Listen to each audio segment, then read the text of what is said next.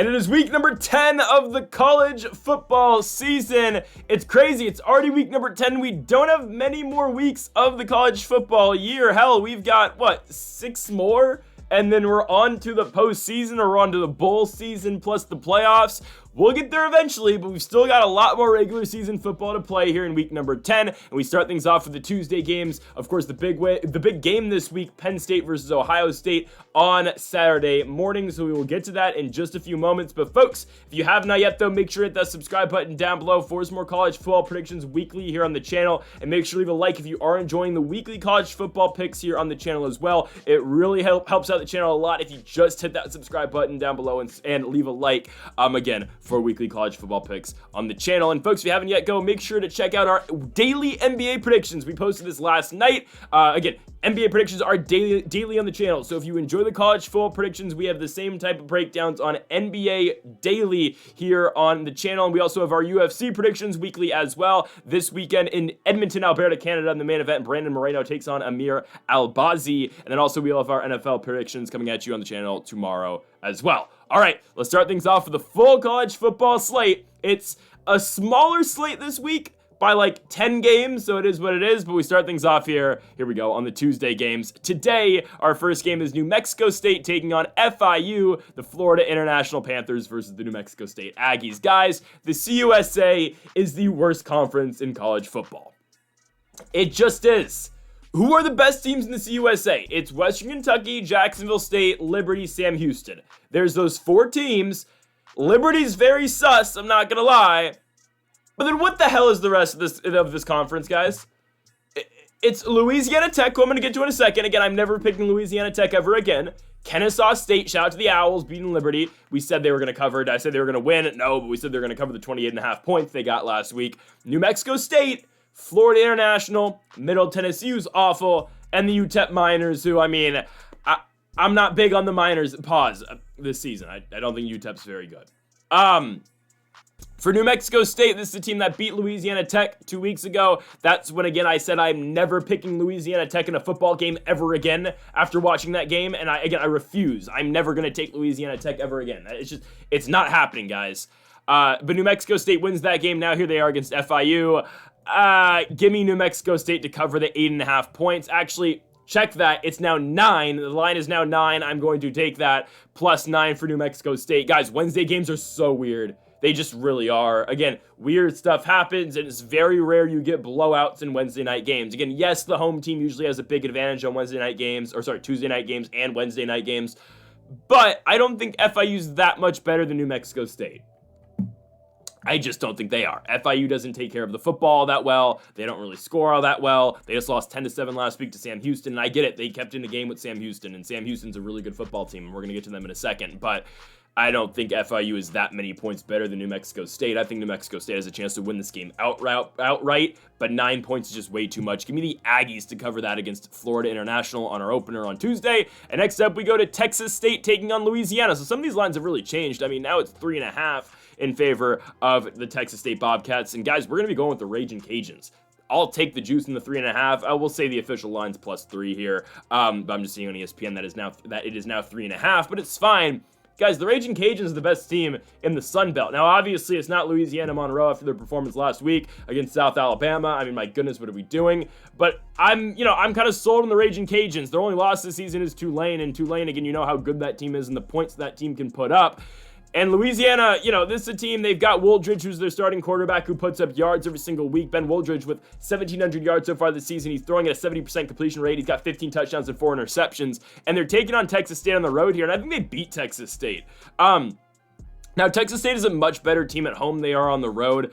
They lost Old Dominion last week by 10 points. It is what it is. They blew out Arkansas State, who's just not that great of a football team. Yes, they hang in tight with teams, but Arkansas State's just not that great. Texas State before that beats Troy on the road. They lose to Sam Houston by 1 point in a shootout, and they lose to Arizona State before that as well.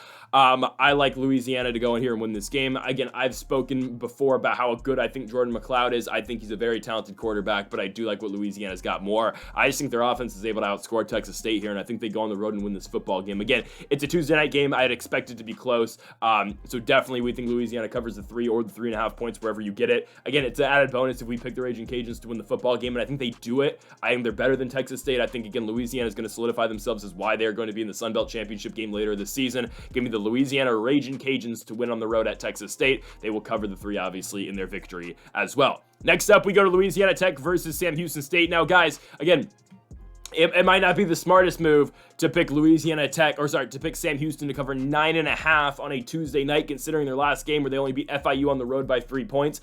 But I don't care. I have a vendetta against Louisiana Tech. I don't care. They beat UTEP last week. Okay, we took UTEP to cover, and what happened? They did. You know, Louisiana Tech was getting 6.5 points, they only won by 4. We are never picking the Louisiana Tech Bulldogs for the rest of the season. I don't care. Maybe next year I'll pick Louisiana Tech. I am done picking the Bulldogs. Okay, again, after that double overtime embarrassment loss to New Mexico State, I don't care. It's on a Tuesday night. After that embarrassment, I am never picking Louisiana Tech ever again. We are going with the Sam Houston Bearcats to win this football game, and we're taking them to absolutely dominate. Again, last week, it's a Tuesday night on the road. They played piss poor, honestly, on these Tuesday and Wednesday night games, right? You go back 2 weeks ago, they lose to Western Kentucky, who is by far the best team in the CUSA, but they get blown out at home on a Wednesday night. Did I say that was going to happen? Yes, we took Western Kentucky as 5.5 point dogs. We said, keep your damn points. We're going to take the money line. That's what we did. But last week for Sam Houston, just not a great performance, winning the game by 3 points against FIU. It was their backup quarterback playing, though, in Jace Bauer. I am not sure if Hunter Watson is going to be back for tomorrow's game. I think he is. So as long as Hunter Watson is playing, who hasn't been playing lights out, but he's been much better, I think, than Bauer has, I think Sam Houston should absolutely roll Louisiana Tech. Again, they were on a backup quarterback last week. They were on the road. They should be able to, blow the doors off of Louisiana Tech. I don't expect this game to be close. I get it. Wednesday night, sure. Louisiana Tech has had back-to-back close games. No, they're done having close games now. They are going to get blown out because Sam Houston's 10 times the team Louisiana Tech is. Louisiana Tech is a bottom 15 team in college football, and Sam Houston's going to make them look that way. Give me the Sam Houston State Bearcats to go in there and win the football game by double digits. We go on now to the Thursday games. We start things off here with Liberty hosting Jacksonville State. I can't pick Liberty, guys. I can't do it. You lose to Kennesaw State. Don't give a damn that game's on the road. You cannot be the team that loses to Kennesaw State this year in the CUSA. Guys, Liberty had hopes for the playoffs because they had the easiest easiest schedule in all of college football. They didn't even have to play their MAC game on the road against App State because it got canceled. And you lose to Kennesaw State. Again, Liberty last year was a team that made the Fiesta Bowl. Obviously, they got embarrassed by Oregon, but again, it is what you expect, right? Liberty taking on Oregon in a New Year's Six Bowl. But obviously, Liberty's playoff hopes are gone. They're not making the playoffs anymore. If there was any, question that if they went undefeated this season. But obviously, that's gone now. Can they go in and beat Jacksonville State? Honestly, guys, I don't think so. I think Jacksonville State's the better football team. Yeah, they had their mishaps early in the season. They got blown out on the road in Louisville, and they lost on the road at East Michigan. That's kind of what propelled me in thinking that, Eastern Michigan was actually a viable football team and a good football team. And don't get me started on the Eastern Michigan Eagles. We'll get to them. I think, we will definitely get onto them later in this video. But Jacksonville State, since that loss to East Michigan, has gone, beat Southern Miss. They went to Kennesaw, blew them out, something Liberty couldn't do. They beat New Mexico State, and they beat Middle Tennessee State. And I get it. They're playing poor teams in the CUSA because the CUSA is horrible. But there's going to come a point where I think Jacksonville State is undefeated going into the last week of the season. Western Kentucky's undefeated going into the last week of the season. Those two teams are going to play, and it's going to be the first of 2 back-to-back matchups for them. I don't think Jacksonville State nor Western Kentucky is going to make the playoffs, obviously, with Boise, with UNLV, even though with the loss, still UNLV, with potentially Army, Navy, even Tulane, Memphis. The winner of the CUSA obviously is not making the postseason, nor should they, because this conference is absolutely abysmal. I mean, there's no other way around it, guys. The CUSA absolutely sucks. Give me Jacksonville State, though, to beat Liberty. Liberty, they looked so bad last week. They just did. I think Jacksonville State throws the ball over them with Tyler Huff, and Huff can run, too. He's a very effective runner of the football. Give me Jacksonville State to go on the road and beat up on Liberty. I think they win the football game outright, but yeah, give me the points as well. But we're taking the money line for Jacksonville State. Give me the Gamecocks as we go on to our other CUSA game, Western Kentucky versus Kennesaw State. Western Kentucky is the only competent team in this conference. They are. I've been high on Western Kentucky the entire season. Go back, watch our second video, because we did week 0, but our week 1 predictions. Now, did I say Western Kentucky was going to cover against Alabama? Maybe I didn't. Alabama beat them 63-0. It is what it is. I was thinking, McKellen DeBoer's first game at Alabama. Maybe Western Kentucky shocks them. No, they didn't. But Western Kentucky's been so much better since they made the quarterback change. Obviously, again, it was supposed to be TJ Finley, the former Texas State Bobcat, getting the start, and he didn't really play all that well to start the year, so they went to Vent Camp, and Vent Camp has been very good for their football team. Caden Vent Camp has 14 touchdowns, 5 picks, 70% completion rate. He's been playing lights-out football for this WKU team, and they throw the ball all over people, and I'd expect the same exact thing to happen here against Kennesaw State. Guys, Kennesaw State's coming off the highest of highs. This is the peak of their season, okay? Normally, the peak of their season was the FCS playoffs. Unfortunately for them, now they're an FBS school, okay? It doesn't get better than that for Kennesaw State. That's the highest of highs. Now this is where it comes crashing down. Western Kentucky's had 2 weeks to prepare for Kennesaw State. It's the worst team on their schedule, other than Eastern Kentucky, who they played earlier on in the season. And Western Kentucky's going to run through teams in the CUSA, and they will continue to run through teams in the CUSA. I'm very intrigued to see what happens when the Hilltoppers go to the MAC. I think it's really interesting, truly, because guys, MACtion is weird and it's super hard to predict, but I think Western Kentucky immediately inserts themselves as one of the better teams in the Mid-American Conference when they do eventually go, and they're going to beat the crap out of Kennesaw State. I don't know if the move to the MAC is next season or the year after, but again, Kennesaw, sure, they beat Liberty. That's great. Good for them. Again, I'm happy for the Owls. If they win out, they will be bowl eligible. But shout out to Davis Bryson, who played a good game last week. He, for the first time in a while, Kennesaw played pretty smart on offense, played good defense against Liberty. That's more Liberty's just not the team we thought they were. Now, I never thought Liberty was the title challenger that they, should have been, but I picked Kennesaw State to cover the football game. I don't think anybody saw Liberty losing that one, but Western Kentucky's going to make that game look kind of what people thought that game was going to be between Liberty and WKU last week, but instead, again, WKU's always been a competent team that I've been talking about all season long. We picked them to beat Toledo as dogs. Like, we picked them every single week. We picked them to cover against Boston College earlier in the season. I'm high on WKU for a reason. We took them as dogs against Sam Houston. Again, WKU's one of my teams, and we're going to continue to ride them. Give me the Hilltoppers to cover the 24.5 points or 24 points at home. They should absolutely dominate the Kennesaw State Owls. Next up, we go to the only Thursday game. Now, there's Thursday Night Football. You got the Houston Texans and the New York Jets, or you can watch Charlotte versus Tulane. Who needs Aaron Rodgers and CJ Stroud, and the Jets are horrible, when you can watch this? I'm serious.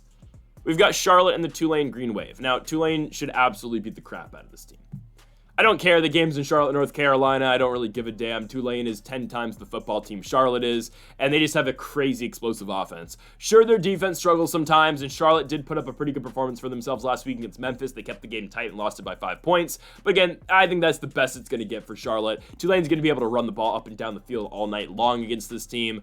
Charlotte really struggles on offense at points. Deshaun Purdy is back in at quarterback for them, and I don't think he's horrible, but I just don't really know how Charlotte's able to produce the levels of offense that Tulane's going to be able to produce. I think Tulane's going to be up at halftime by 10 points in this game, and that should be enough to propel them to cover the 17 points in the second half.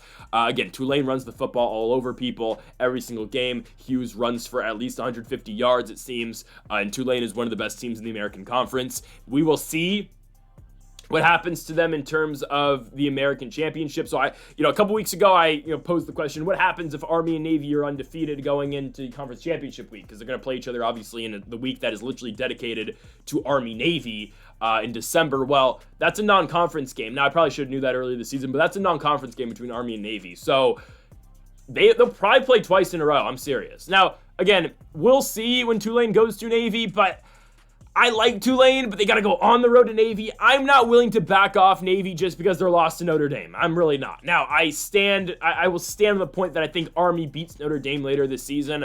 But I think there's a really good chance we get back-to-back weeks of Army-Navy, which is going to be really interesting. Because, again, Army kind of already has their pathway to the championship game. They don't got to play Tulane. They don't got to play Navy, obviously, in conference, which I don't think Army-Navy, the second Army-Navy game, if there's two, doesn't affect the playoffs, because the playoffs will already be announced prior to that. So I get it. It's an American tradition, Army-Navy. The game is as old as time in America. But if Army's in the playoffs and they've already, say, beat Navy the week before, they gotta rest their guys, right? Like, no way Bryson Daly and Noah Short play that game, right? I don't know. I get it's tradition. It's in Philadelphia this year, I think. Is it in Philadelphia or is it in Washington? I'm not sure. But Would Army not just rest their guys for that game? I don't know. That's a whole discussion for later this season. I kind of hope we get the back-to-back Army-Navy games. I think it'd be kind of cool. Kind of weird. I'm going off a quick tangent here, but Washington State and Oregon State are going to play each other twice next year in a home and home, which I think is really weird, but it is what it is. Washington State should run them, but I don't know. Both those teams are interesting. We'll get to both them later, but give me Tulane to beat up on Charlotte in this game. Again, they should be able to run the ball up and down the field against the 49ers. And again, Tulane's real big test will come later in the season when they go to Navy. Let's go to the Friday games. We start things off here with UConn at home against Georgia State. Give me the Huskies to cover the 7.5 points. You know, we took them against Wake Forest a couple weeks ago. It didn't really go our way. They beat Rice in a low-scoring affair.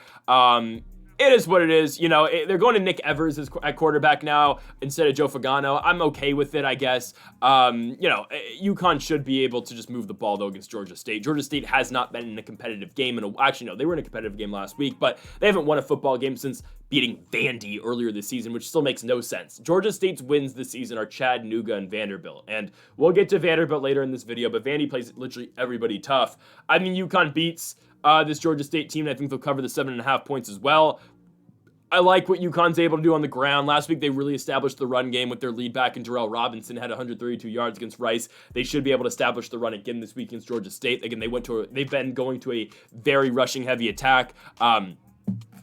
I would expect more of the same in this game against Georgia State. I think you see a lot of rushing. I think you see Darrell Robinson have a huge game, and again, it's only 7.5. I think UConn wins the game by 10 points. So it's going to be UConn at home against Georgia State to cover the spread in East Hartford. Next up, we go to Boca Raton, and we've got the Florida Atlantic Owls taking on the South Florida Bulls. We are going with the road team. We're going with the South Florida Bulls to cover the 2.5 points. Both these teams have been severely underwhelming in the season. Florida Atlantic's only win is to piss-poor FIU. They beat Wagner, but Wagner's not an FBS school. And then South Florida's wins are piss-poor UAB. Southern Miss, who sometimes has their games, but sometimes just really doesn't. And then they win in the first game of the season over Bethune-Cookman. USF has been better lately. That's why I'm picking USF to win this game. You know, Byron Brown got sat down. It's been Bryce Archie. Bryce Archie's okay.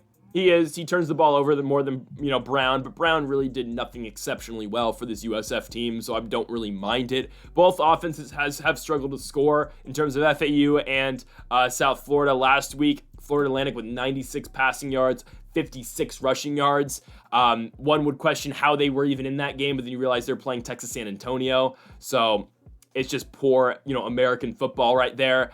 FAU turns the ball over a lot.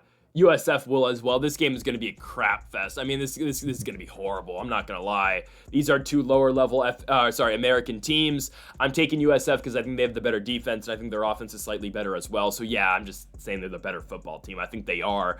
Give me the Bulls. 2.5 points is not a lot of points. So yeah, FAU shouldn't win at home. I don't think here. I think USF should be able to cover those 2.5. I think they win the game by a field goal, and if they win the game by a field goal, they cover our spread. Yes, giving up 25 points to UAB is not ideal, but you know, we gotta pick a team here, so I'm taking USF. Would I bet in this game? Absolutely not. Stay away from this. Next up, we go to Boise on the blue field at Albertson Stadium. We've got Boise State taking on San Diego State. San Diego State is absolutely, I wouldn't say atrocious, but they've just played the two worst teams in the Mountain West, which still keeps them in the running for the Mountain West Championship, which is crazy to me. The Mountain West is really interesting, and I can kind of dive a little bit deeper into the Mountain West, but Washington State, they beat San Diego State last week. That's more just Washington State is not the team people think they are, and they're somehow ranked. San Diego State, guys, I will remain on the fact that San Diego State's not a good football team. They just aren't. They do nothing all that well. Like, Marquez Cooper is the one bright spot. He runs the ball really effectively for the San Diego State team. But this team is horrible, guys. They're not good. I will remain on that stance. And guys, this is the week you find out how bad San Diego State is. Now, normally, you have two undefeated teams in conference. I'd probably put this as a feature game. No, because Boise's going to absolutely roll them. And I don't think Boise's all that either. Trust me. Like, I think, again, they're the best team in the Mountain West. Are they the 15th best team in the country? I don't think so, I'm going to be honest with you. They don't have to play Fresno State, which if they get Fresno in the conference championship game, which we'll see, because hold on, does Fresno play Colorado State? I hope they do. They do. Okay. Ooh, that's a huge game. It's at 8:30 at night? I might have to go to that game. November 23rd? Is that before or after Thanksgiving? Hold on. I'm doing this for my own research. Is this Thanksgiving week? Oh, if it is, I'll be in Fresno. Maybe. Oh. I need to go to that football game. That's going to be a huge game, guys. Fresno State, Colorado State's probably going to determine who gets into the conference championship against Boise. And you're thinking, oh, what happened to UNLV? Well, UNLV is a tiebreaker over Fresno. Oh, but they still got to go to San Jose State, guys. San Jose State's been horrible. Regardless. Fresno has a chance to spoil Colorado State's season later on. But hey, I went to the Fresno game last week at San Jose State, and my goodness, I'm impressed. Regardless, Boise's, again, I don't think Boise's the 15th best team in the country, but they are miles ahead of a piss-poor San Diego State team who just beat Wyoming and Hawaii, who are god-awful. We were talking about how bad the CUSA is. The bottom half of the Mountain West is so horrible. Air Force is horrible. Nevada's horrible. They're really bad. With Chuba Purdy, they're really bad. With, if Purdy's playing, they're god-awful. Wyoming's horrible. Utah State's horrible. Hawaii is horrible. The rest of the teams aren't that bad. I don't think New Mexico's all that bad. I don't think San Jose State's all that bad. UNLV, Fresno, San Diego State's not good. They have a very padded 3-4 record, so I'm going to put them in the bottom half, and then Colorado State obviously is pretty solid, and Boise State's pretty solid as well. This is a game where Ashton Jeanty gets subbed out at halftime because he'll have 220 yards in the first half, okay? Ashton Jeanty's Heisman run's kind of, fallen off because he only ran for 128 yards last week. Yeah, he's the Heisman. I don't care. They're going to beat the brakes off San Diego State, and Ashton Jeanty will not see the field in the second half because they're winning by so many points. Next up, Air Force takes on Army. So we go to the Saturday games, and guys, again, there's a reason why Army or Air Force is in the bottom half of the Mountain West. There's a reason they're 1-6, and there's a reason they're 0-4 in the Mountain West because they absolutely suck. Much respect to these guys. They're serving our country, but, Army and Navy made that next step this season, and they've always kind of, again, Army and Navy over the last 5 years have always kind of been trailing Air Force, at least in progression of throwing the football. Now, Air Force had their Mickey Mouse run into the top 25 last season, but Air Force, they really expanded their offense a lot quicker than Army and Navy have in the last couple years, to the point that they're throwing the football. Well, this year, Army and Navy took that next step with Blake Horvath and Bryson Daly throwing the ball. I think Bryson Daly's a much better quarterback who should be in the Heisman race. Regardless, Air Force just completely forgot how to throw the ball this season. John Busha is throwing at a 36% completion rate. He has 1 touchdown and 5 interceptions this season. They don't run the ball well at all. Their leading rusher it's a wing guard. They play the wing tee. It's really a receiver who plays wing. Cade Harris. He's got 212 rushing yards this season. Guys, Air Force is so atrociously bad. I watch Air Force play football. I don't expect you to watch this game at the 9 o'clock slate on Saturday with Ohio State, Penn State, with some of the other feature games. We have Duke, Miami, Ole Miss, Arkansas. But, if you want to turn on CBS and watch how bad the Air Force is, watch this game. It's the President's Cup, obviously, Air Force and Army, but guys, Army's going to win this game 45-3. And I'm being generous giving Air Force those 3 points. Army is so much better than Air Force. It's not even close. It's really not close. I speak every week about how great Army is. I hype this team up every week. How Bryson Daly has 600 passing yards and 900 rushing yards. How Noah Short is an explosive back for this team that runs off huge carries every single game. How Kanye Udo is the power back on this team that just wills forward every single down. Casey Reynolds is having a good year for an Army receiver, and their defense is playing lights out as well. They're going to beat the living hell out of Air Force. This game is not competitive, and again, Army should be in the playoffs this season, guys. You're putting up Notre Dame's spot in the playoffs. No, that's going to go to Army. That at large is going to the Army Black Knights. Actually, no, they should get the automatic. And Boise maybe gets. No, I think Boise. I don't know if Boise makes it. I don't know. I don't know if Boise makes the playoffs. Army's getting in, guys. They're winning the American Conference. They're going to beat Navy, which won't really count for their playoff resume. It's not going to matter, though, because they're beating Notre Dame in 3 weeks. They get North Texas next week. That's a huge game on the road. But give me Army to beat the crap out of Air Force. Again, much respect, but yeah, Army's going to beat the crap out of them. Next up, we go to the Big Ten. Illinois hosts Minnesota. Kind of interesting. Illinois is an underdog at home. I get it. They just got the brakes beat off them against Oregon. I get it. And Minnesota's been playing much better football. But I like Illinois' defense. They did get blown out against Oregon, but they've been able to actually. They look good against Michigan. And I just kind of remember, I remembered Illinois playing Michigan. I remember those, fire jerseys that Illinois was wearing and, how bad Michigan's offense looked. And I was going to say, yeah, Illinois' defense isn't bad, but I forgot the Purdue game. Oh, God. Still, I'm taking them to beat Minnesota. Max Brosmer has been, good for this Minnesota team. He's been doing everything they need him to do. I was really impressed last week when they played Maryland. I mean, they put up 48 points, and Brosmer had 320 passing yards, and I think it was the best move of Brosmer's career, obviously, to go from New Hampshire at the FCS level up to the Big Ten. I think he's been playing exceptionally well this season. But I think Illinois gets him here. This game is in Urbana-Champaign. I think, again, Illinois is able to win a shootout in this one. I think Illinois' defense is... No, it's not better than Minnesota's. It's really not. I think you see a really high-scoring game here. I mean, Luke Altmaier hasn't had a huge game since that Purdue game where he had like 400 yards passing, obviously, because they scored 50 points. I'd expect something like that in this game. I don't think Minnesota's defense is really able to hold him that much. And at the same time, I think Minnesota's offense is going to score some points too. I think it's going to be a back-and-forth game. But I'm hard-pressed not to pick the home dogs here, a team that is still ranked. They're ranked 24th. And I get it. Again, people are down in Illinois. But their only losses this season are Oregon and Penn State. Again, they're not a playoff team. But there is a very reasonable chance that Illinois runs the table here and goes 10-2, which for Illinois is absolutely massive. Now, they could lose to Minnesota this week, 100%. I'm not denying that. But I think Illinois gets it done. I think you see somewhat of a shootout. And again, I'm taking the +3 dogs at home. I think Illinois, they're the better team than Minnesota. I get we're down them because of their losses to Oregon and Penn State. But those have been the only 2 games where this Illinois offense hasn't been able to get going. Again, their defense is going to give up points. We know they're going to, but it's the only games this season where Illinois' offense hasn't been great. The Michigan game, they weren't good either, but they did enough. And Michigan's defense, despite how badly their offense plays, the Michigan defense is always going to play good football. So I don't mind Illinois in this spot. Give me +3 for the home team. Give me the Fighting Illini to win at home against Minnesota. We stay in the Big Ten for Northwestern and Purdue. Yeah. These are the 2 worst teams in the Big Ten. They are. Maryland's been pretty bad this season.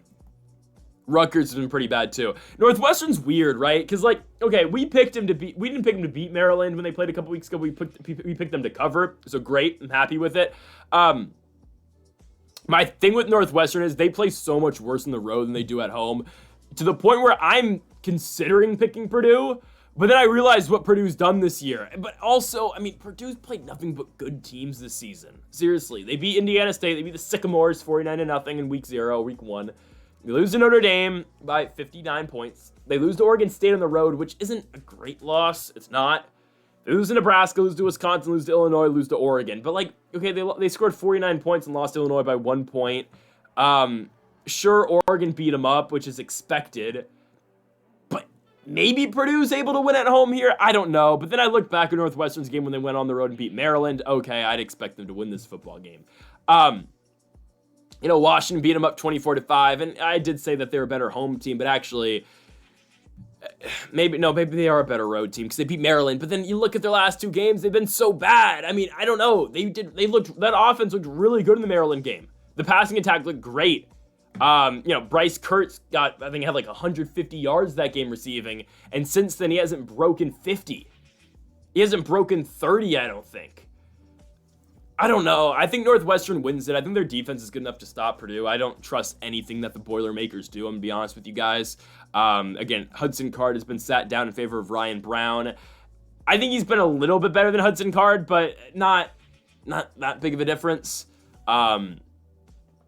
Give me Northwestern to win the football game. I think they get it done on the road. Again, this is crappy football, guys. This is as bad as it gets in the Big Ten. I'm gonna be honest. The Big Ten is my favorite conference in college football. I love the Big Ten. I love watching Big Ten football. But this is as bad as it gets. Give me Northwestern because Purdue absolutely sucks. Purdue, let's get ready for basketball season. It's coming up soon. Next up, we have got North Carolina State taking on Stanford in Raleigh. I'm actually going with the Stanford Cardinal to cover the 9.5 points because NC State sucks. They just do. Shout out to Grayson McCall. Great career. He is now retired. CJ Bailey is the starting quarterback of NC State, and he's been doing a great job for them, I think, comparatively to what, unfortunately, Grayson McCall was doing earlier this season. I think Stanford covers the 9.5 points. I think ever so slightly. I am glad they went back to Ashton Daniels. It was the move they needed to make. I get it. Ashton Daniels throws the ball away a lot, and I get it. Ashton Daniels throws interceptions. It is what it is. He's better than Elijah Brown. He's better than former Milpitas Trojans quarterback Justin Lamson.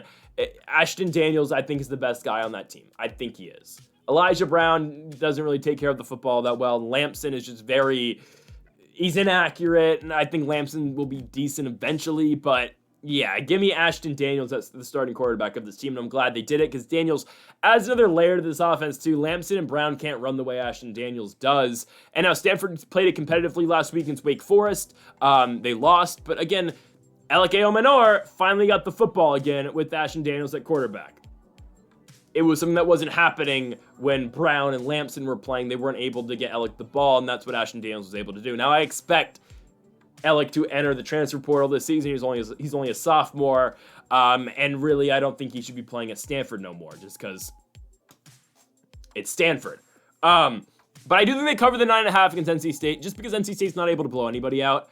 They have not won a game except for that Louisiana Tech victory, and you know how I feel about Louisiana Tech. That's the only game that they were able to win by more than 9 points this season. Their wins are a 1-point win at Cal, because Cal's kicker is absolutely atrocious. A 7-point loss to Syracuse, 4-point loss to Wake Forest, 7-point win over NIU. Like, they don't blow anybody out, and I get it. If they were going to blow anybody out, it would be the Stanford Cardinal, because it's the Stanford Cardinal. But give me Stanford to cover here. Again, Ashton Daniels adds another element and adds another layer to this offense, and I think Stanford is able to cover the points on the road in Raleigh. Next up, we stay in the ACC. We go to the JMA Wireless Dome. We've got Syracuse taking on Virginia Tech. I'm going with the home dogs. Again, we took them earlier, the home dogs in Illinois. I'm taking the home dogs here in Syracuse. I get it. Kyle McCord threw, 6 interceptions last week, and you look at the stats. Oh, wow, Kyle McCord threw for 321 yards. It's a night he's never going to forget. No, that was bad. Thursday night at Pittsburgh, guys. I try telling everyone every week, Pittsburgh is legit, and we will get to Pittsburgh in the feature games later on. Again, I have taken Pittsburgh in every single game they have played this season, and we will get to their game on the road at Southern Methodist later on in the video. Again, stay tuned for that. It's the final game we're going to talk about today.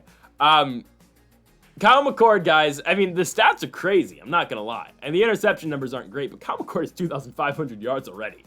19 touchdowns, 11 interceptions, because that's what Syracuse does. They throw the ball 50 times a game. They put the ball in Kyle McCord's hands all the time, and they really can't run the ball. So it's just, all right, we're going to throw, and we're going to throw some more.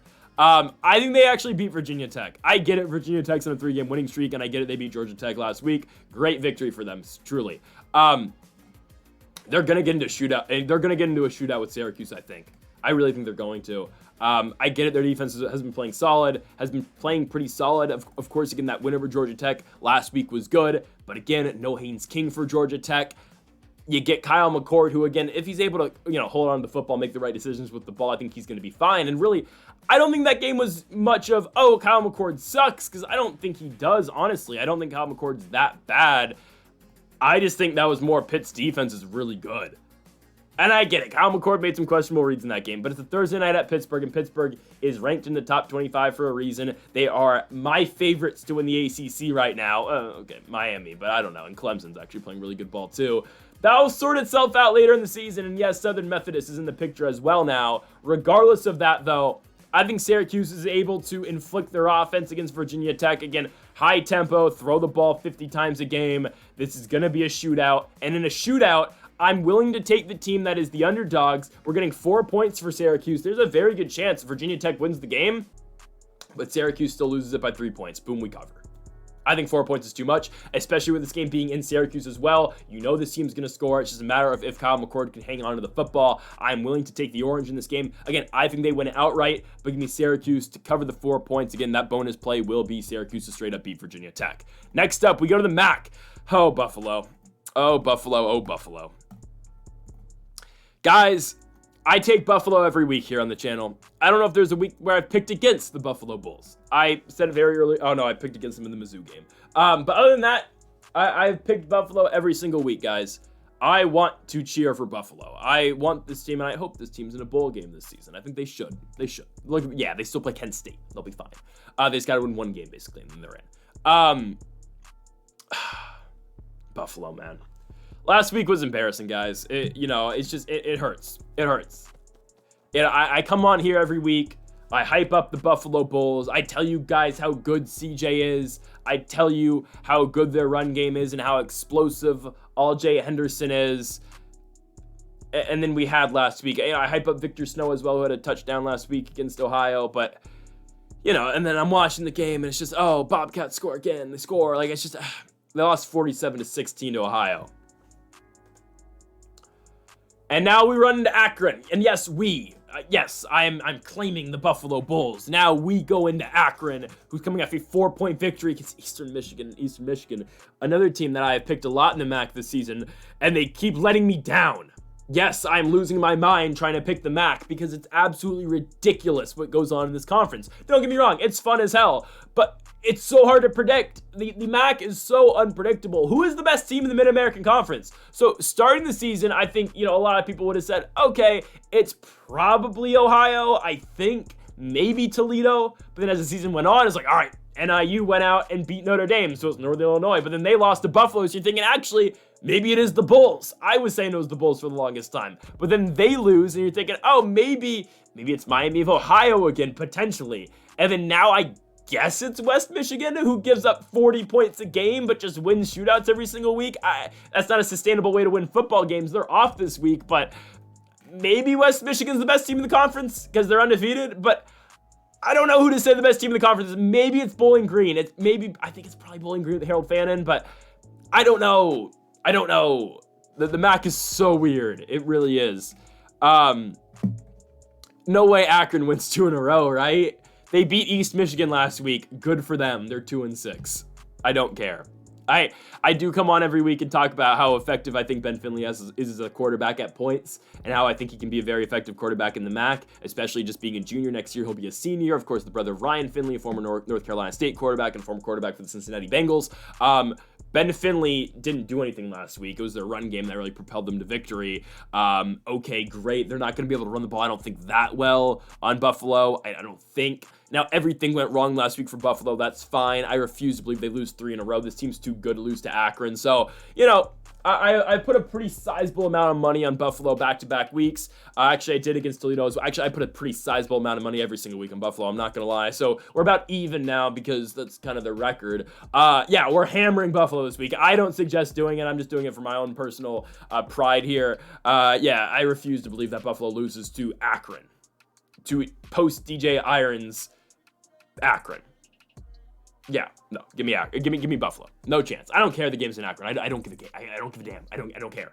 Give me Buffalo. There's no way they lose 3 in a row. Okay. I am Buffalo's biggest fan. Give me the Bulls to go on the road and beat Akron. If they lose to Akron, guys, I might have to lay off Buffalo. No, they're playing Ball State the week after. I will not lay off them in the Ball State game. And they're playing East Michigan after that as well. And then they're playing Kent State. Yeah, regardless, I'm taking Buffalo every single game that they play the rest of the season. I really am. I'm going to be honest. Next up, we go to my friends over at Eastern Michigan. Oh, God. This team has screwed me the last couple weeks. I mean, the last 3 weeks, they have screwed me. They went out there and they covered against Kent State. Awesome. Great. Happy for the guys. They have screwed me the last 3 weeks. I'm not going to lie. I think the MAC might be my most betted on conference. I bet on the MAC every single week just because I like to see insane football. And maybe I just like, losing my mind watching college football every single weekend, so I bet on the Mid-American Conference. But that's what I do. East Michigan, Toledo. I think Toledo wins the football game. But Toledo just lost to Bowling Green. So that's why probably Bowling Green's the best team in the conference. I think they are. Again, Harold Fannin is a monster. He's maybe one of the best tight ends in college football behind like Colston Loveland. He's that good. And Western Michigan does play Bowling Green in a couple weeks. That's a huge football game. Absolutely huge football game. Probably will dictate who gets, well, they're both going to be probably in the championship game, I think, but the winner of that game definitely will be the MAC championship game over in Detroit later this season. Regardless of that, Toledo loses to Bowling Green last week. Not a good loss at all. It's coming after a week where they beat NIU. Their starting quarterback, Tucker Gleason, was back last week, and he had a good game. I'd expect him to have a big game against Eastern Michigan because Eastern Michigan, I'm officially going to say, sucks at football. They suck, okay? I don't know what happened to them. They're a pass-heavy offense with Cole Snyder. Their defense is absolutely atrocious. I don't know how they beat the Jacksonville State Gamecocks earlier this season. Maybe that just goes to show how god-awful this Conference USA is. But still, give me Toledo to go into Eastern Michigan and cover the 8 points. And watch, as soon as I back off Eastern Michigan, because I pick this team every single week, they're going to win the football game. Just watch. But give me Toledo because the Mid-American Conference is psychotic, okay? It is crazy. I don't know. Next up, we go to Memphis versus Texas San Antonio.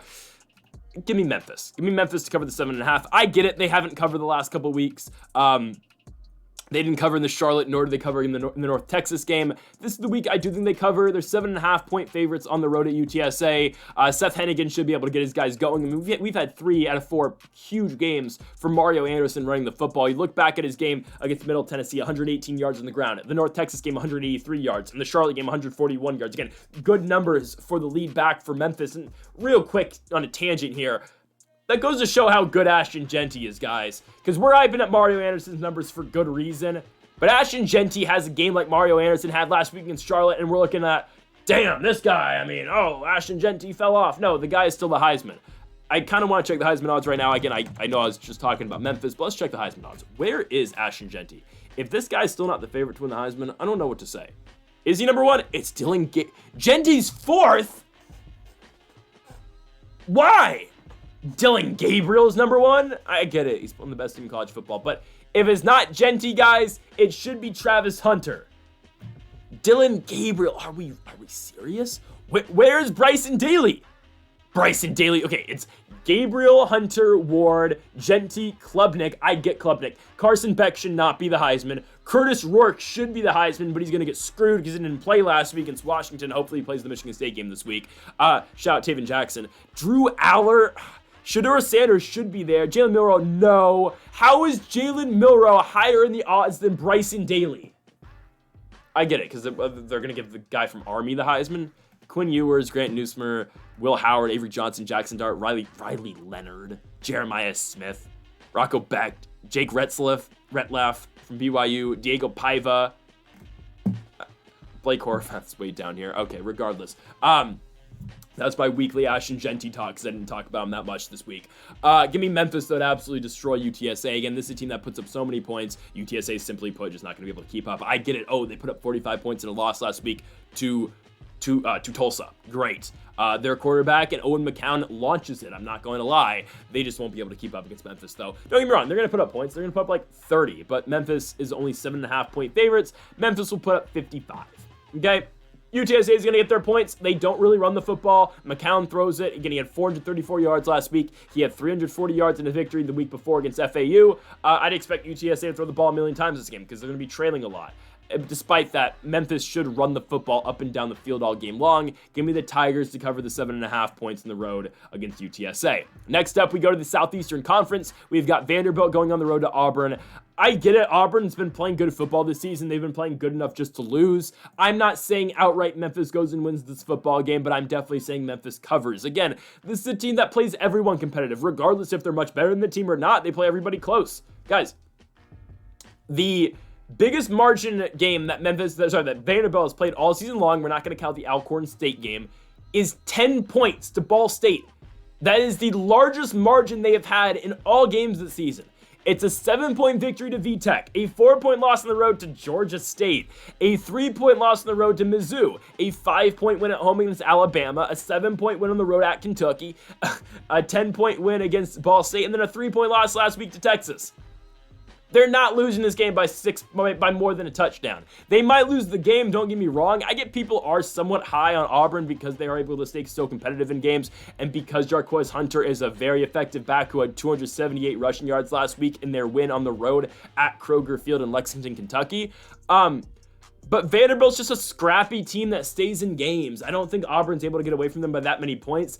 I don't mind Vandy as a road dog this week. I really don't just straight up win the football game. I could definitely see it. I think there's more than a pathway for Diego Paiva and Vandy to go out there and win. Again, you know what Paiva's going to do. He's going to throw his amount, but he's going to be able to play that gritty football and run the ball downfield as well. I like Vandy, though, to go out here and cover the spread against Auburn. Again, do they win the football game or not? I don't know. They have a tough schedule coming up. They got to win 1 of 4 to get into the bowl season this season. I think they probably will get South Carolina next week, but I don't know. We'll see. We'll get to the Gamecocks later on in the video. But then they got LSU and Tennessee to close up the year. Hey, shout Rocky Top. But give me Vandy to cover the 6.5 points against Auburn. Again, I don't think Peyton Thorne's that exceptional of a quarterback. Obviously, he got benched earlier on the season. He's back. Again, it is Jarquez Hunter. That is the entire offense. But I don't think, again, Auburn's able to get away from Vandy by that many points. I think they win, but 6.5 just feels like a lot. Next up, we go to the Mid-American Conference. We have got ODU is not a Mid-American team. Sunbelt. I'm completely blanking. I don't know why I thought App State was in the Mid-American. We've got a Sunbelt game. App State taking on Old Dominion. It feels like App State should be in the Mid-American, though, right? God, this is a weird game. Give me ODU on the road. They're playing better football right now. They are. And at one point in time this season, I was very high on Old Dominion. I was. They made the quarterback switch. It's Colton Joseph now at quarterback, and Colton Joseph's been good for ODU. At one point in time, though, I was pretty high on ODU. I picked them to, I don't know if I picked them to cover against the Gamecocks earlier on in the season. I was kind of high on them, and I was like, all right, cool. They're going to beat Eastern Carolina. They didn't. And they lost to VTech by 20 points. And they beat Bowling Green, which is a huge victory. But that's kind of when we were already off Old Dominion. We're back on Old Dominion, guys. Because you know what? Old Dominion is in first place in the Sun Belt East. They are. Sun Belt game here against App State, who has been absolutely atrocious in Sun Belt play. And that's where we can kind of differentiate these teams. ODU, 3-1 in the conference. App State, 1-3 in the conference. App State's wins. Georgia State, their losses. South Alabama by 34 points. Marshall, Louisiana. Teams are able to put up so many points against Appalachian State, and what is Old Dominion coming off of? A 47-point victory. Well, they put up 47 points against Georgia Southern. And then a win before that against Texas State, which again, I cannot state how big of a victory that is, going and beating Texas State. ODU is the better football team. They just are. They've been better with Colton Joseph as quarterback, and I expect Old Dominion to beat Appalachian State. No, they should roll Appalachian State on the road. This game should not be competitive. Old Dominion should beat the brakes off of Appalachian State in this football game. Again, I am not impressed with anything App State does. They won a game last week by 7 points against Georgia State. Don't care. They don't play good defense at all. Their offense stalls out when they get into the red zone a lot. Give me ODU to win this football game. 2.5 points, sure.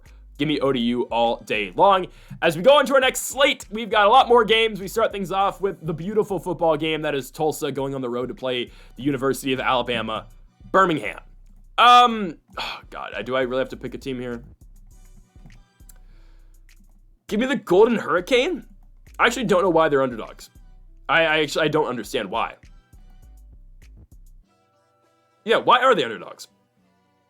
So they went to Cooper Legis last week for the first time. He had 333 yards in their win over the University of Texas San Antonio. He had 5 touchdowns in that game, in a game where, again, Tulsa won it 46-45. They were down, 35-7 at halftime, and they found a way to win 46-45. So shout out to UTSA, because they absolutely blew it. But, good for Tulsa, right? Maybe they found their guy. Maybe they have. I don't know. UAB, they've got Jalen Kitna as their starting quarterback. If I'm not mistaken, Jalen Kitna, Jalen Kitna is the former. I'm just making sure John Kitna didn't have multiple sons who played Division I quarterback. Jalen Kitna, obviously, again, he is now making starts for UAB. He was not the starter at the start of the year. They were going with Jacob Zeno, but now it is, Kitna, who has been slightly better. He just puts up yards and they lose. But for Jalen Kitna, real quick, if you don't know the story, this is a guy who was arrested at Florida. I'm just reading an article. I don't entirely remember what happened. So here's the story. Jalen Kitna was dismissed by Florida after an arrest on felony charges that were later dropped. Oh, okay, never mind. Kitna, who was a backup quarterback for the Gators, was arrested on... Oh. I'm not allowed to say those 2 words. He was arrested on 5 blank charges. If you want to look that up, you can. In November of 2022, after police received a tip that a user had distributed an image of blank material on the social media platform Discord. But the charges were dropped. And he just served probation. So I'm a little concerned I'm a little just confused what happened there. So regardless, Trent Dilfer gave him a shot at UAB. Kitna's been better. I thought I'd bring up that story just because that's kind of the first thing that pops in my mind when I hear Jalen Kitna's name. Of course, a former Florida Gator quarterback. Now he's here. I think Tulsa wins the game. I think their offense is better, I'll be honest with you. UAB, yeah, Kitna puts up good stats, but guys, that's because UAB is always losing all these games. They're always getting blown out. Again, Tulane put up 71 points against them. Army put up 44. South Florida put up 35. I'd expect Tulsa to do the same exact thing. I get it, the game's back, in Birmingham. But Tulane, last time UAB played at home, Tulane put up 71 points against them. I get it was a month ago, but still, that was like their home field advantage doesn't mean crap. They're 1-6. They're probably the worst team in the American Conference. Tulane's not much better at all, but yeah, give me the Golden Hurricane to go on the road and cover the 3 points. And actually, no, they're dogs. So yeah, we'll take the dogs. You can keep your damn points. Give me Tulsa to win the football game. Next up, we go to the Big 12. Iowa State hosts Texas Tech. I considered making this a feature game, but then I realized the money that Texas Tech lost me last week. Actually, no, they didn't lose me money because I bet the money line and the spread. But how do they choke that game? I genuinely how do they choke that football game? It doesn't make sense, guys. They were up by 18 points going into the fourth quarter and they lost, or 18 points in the third quarter. They eventually gave them a touchdown at the end of the third quarter and they ended up losing the football game. I refuse to believe that TCU is a good football team. I refuse to believe it. Somehow they're 3-2 in conference and they're 5-3 as a whole. I just refuse. I've watched TCU play a couple times this season. The only game they looked good was the Stanford game. I refuse to believe that TCU is a good football team. I just do. I don't know. Call me a hater or whatever. Like, hey, I loved Max Duggan a couple years ago. Iowa State, regardless, TCU's not playing right now. Iowa State's going to roll Texas Tech. They should. Texas Tech, I'm afraid to say, guys, might be a little bit fraudulent after watching last week. They literally could not get going anything on offense after Brendan Morton went out. It was, their quarterback, Will Hammond. I don't know if Brendan Morton is playing this week. Let me check right now, because if Brendan Morton's not playing, they're losing this game by 25 points. He is essential for this offense. He is, encouraging update. He's questionable. Okay, if he plays, they might have a chance to cover the 14.5 points. The problem is they don't play good defense. Taj Brooks is a really good running back, but they don't give the ball enough. I understand he got the ball 30 times last week. No, he needed the ball 40 times last week, the way their offense was playing once Morton went out. Iowa State, I don't know if they're all that great, but they should beat Texas Tech. And the way Iowa State's schedule plays out, they're probably going to be 11-0 going into the final week of the season against K-State. That's just kind of how it looks right now for Iowa State. They might slip on a banana peel and lose a game to... No, they're not losing to Utah. Maybe Cincy gets them. That game's going to be in Iowa, but maybe Cincinnati's able to shock them. I don't think Iowa State's a playoff team. I don't think they are. I think they're a little overrated just because of their record. Again, I've been the first to say this season now I'm not that high on Brigham Young, but I think Brigham Young's a better team than Iowa State. I think Iowa State wins this football game just because of what potentially might happen at quarterback this week for Texas Tech and how bad they looked with Will Hammond at quarterback. By the way, their play calling at the end of the game was absolutely atrocious. Why are you going quarterback keeper on 3rd and 8 when you're trying to set up a field goal and then your quarterback who's a true freshman fumbles? Everyone in that coaching staff at Texas Tech needs to be fired. Okay, it's ridiculous. They covered the points, obviously. We said that was an easy lock, picking Texas Tech to cover the points against TCU last week, but they should have won that football game and it pisses me off. Okay? Give me Iowa State just because of how bad Texas Tech looked at the end of that one. Again, if Morton doesn't play, Iowa State should roll them. So give me Romeo Becht and this Iowa State team to win at home. I don't know why I put plus 14.5. That should be minus 14.5. I butchered that. Again, no Brendan Morton. This team's screwed. Iowa State's better than Texas Tech. Give me them to cover at home. Next up, we go to Houston versus K-State. So Houston beats Utah, but Utah, is the most abysmal offense in college football. I think there are signs that Isaac Wilson's going to be good. I think there are. They put in Brandon Rose after the sophomore at Temecula, California, and he did not look much better at all. I think they should go back to Isaac Wilson. Again, Utah's on bye this week, right? And they only need to go 2-2 the rest of the year to make a bowl game, but look at who they play. BYU, Colorado, Iowa State, UCF. Yeah, they're probably going 4-8. They should go back to Isaac Wilson. I don't think anything Brandon Rose did was all that impressive either. They just need to cut Isaac Wilson loose a little bit and really just let him throw the ball downfield because they don't always do that. So Utah choked that game. It is what it is. Houston scored 10 unanswered in the fourth quarter. Whatever. Houston's not good. I will remain on that fact that Houston's not a good football team. They don't do anything well. They run the ball all right, but they literally cannot throw it. Zion Chris at quarterback. Houston's just, I don't think they score many points this week. I get it, K-State was in a dogfight last week, but that's a rivalry game playing the Jayhawks at home.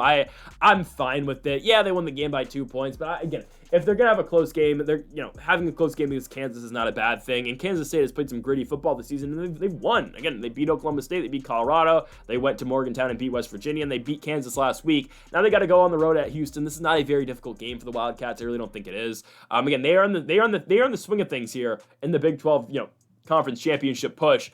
It's BYU, Iowa State, K-State, and Colorado. Those are the 4 top teams in the conference. We'll see where they all place.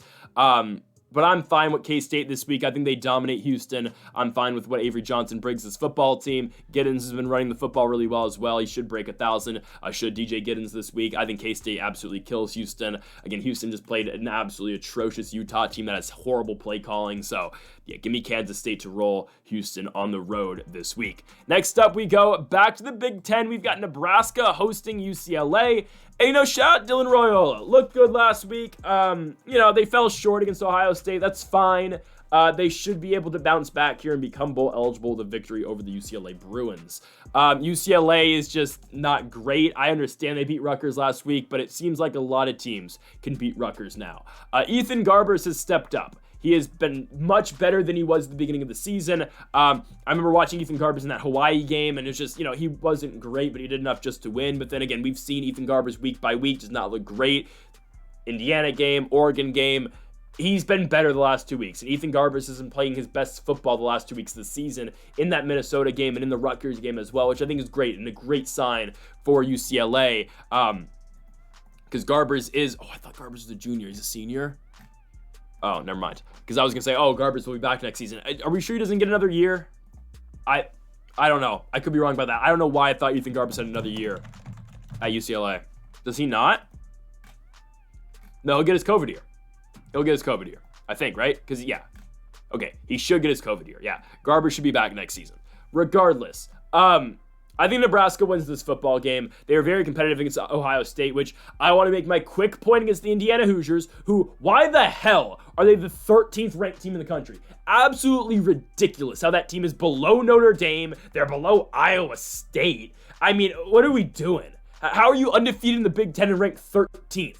They are going to roll Michigan State, and I'll get to that later. I'll get amped for that football game. Regardless, Nebraska loses to Ohio State by 4 points. Indiana beats them by 49. Thank you. Yes. Yeah. Why is Indiana ranked 13th? Guys, Indiana should be ranked number 3 right now. All right, Indiana right now is my pick to win the national championship. Okay, they beat Washington last week. I need to stop because we're gonna get to Indiana later. But they beat Washington last week with a backup quarterback in Taven Jackson who looked horrible last season. And look where the Hoosiers are at. I'm just saying they will beat Ohio State later this season. Trust me. I think Nebraska beats UCLA. UCLA is going to go on the road. Again, we say it all the time. Home field advantage in the Big Ten truly matters, and it does. Again, Nebraska's not the easiest place to play. Raiola has just been he's a game manager. He really is. He's more of a meme than anything. But I do think Nebraska plays better defense. I think they should be able to contain Ethan Garbers and really what he's been able to do the last couple weeks. I think Nebraska's able to combat that, and I think the Cornhuskers do go out there and win this football game against UCLA and cover the 6.5 points as well.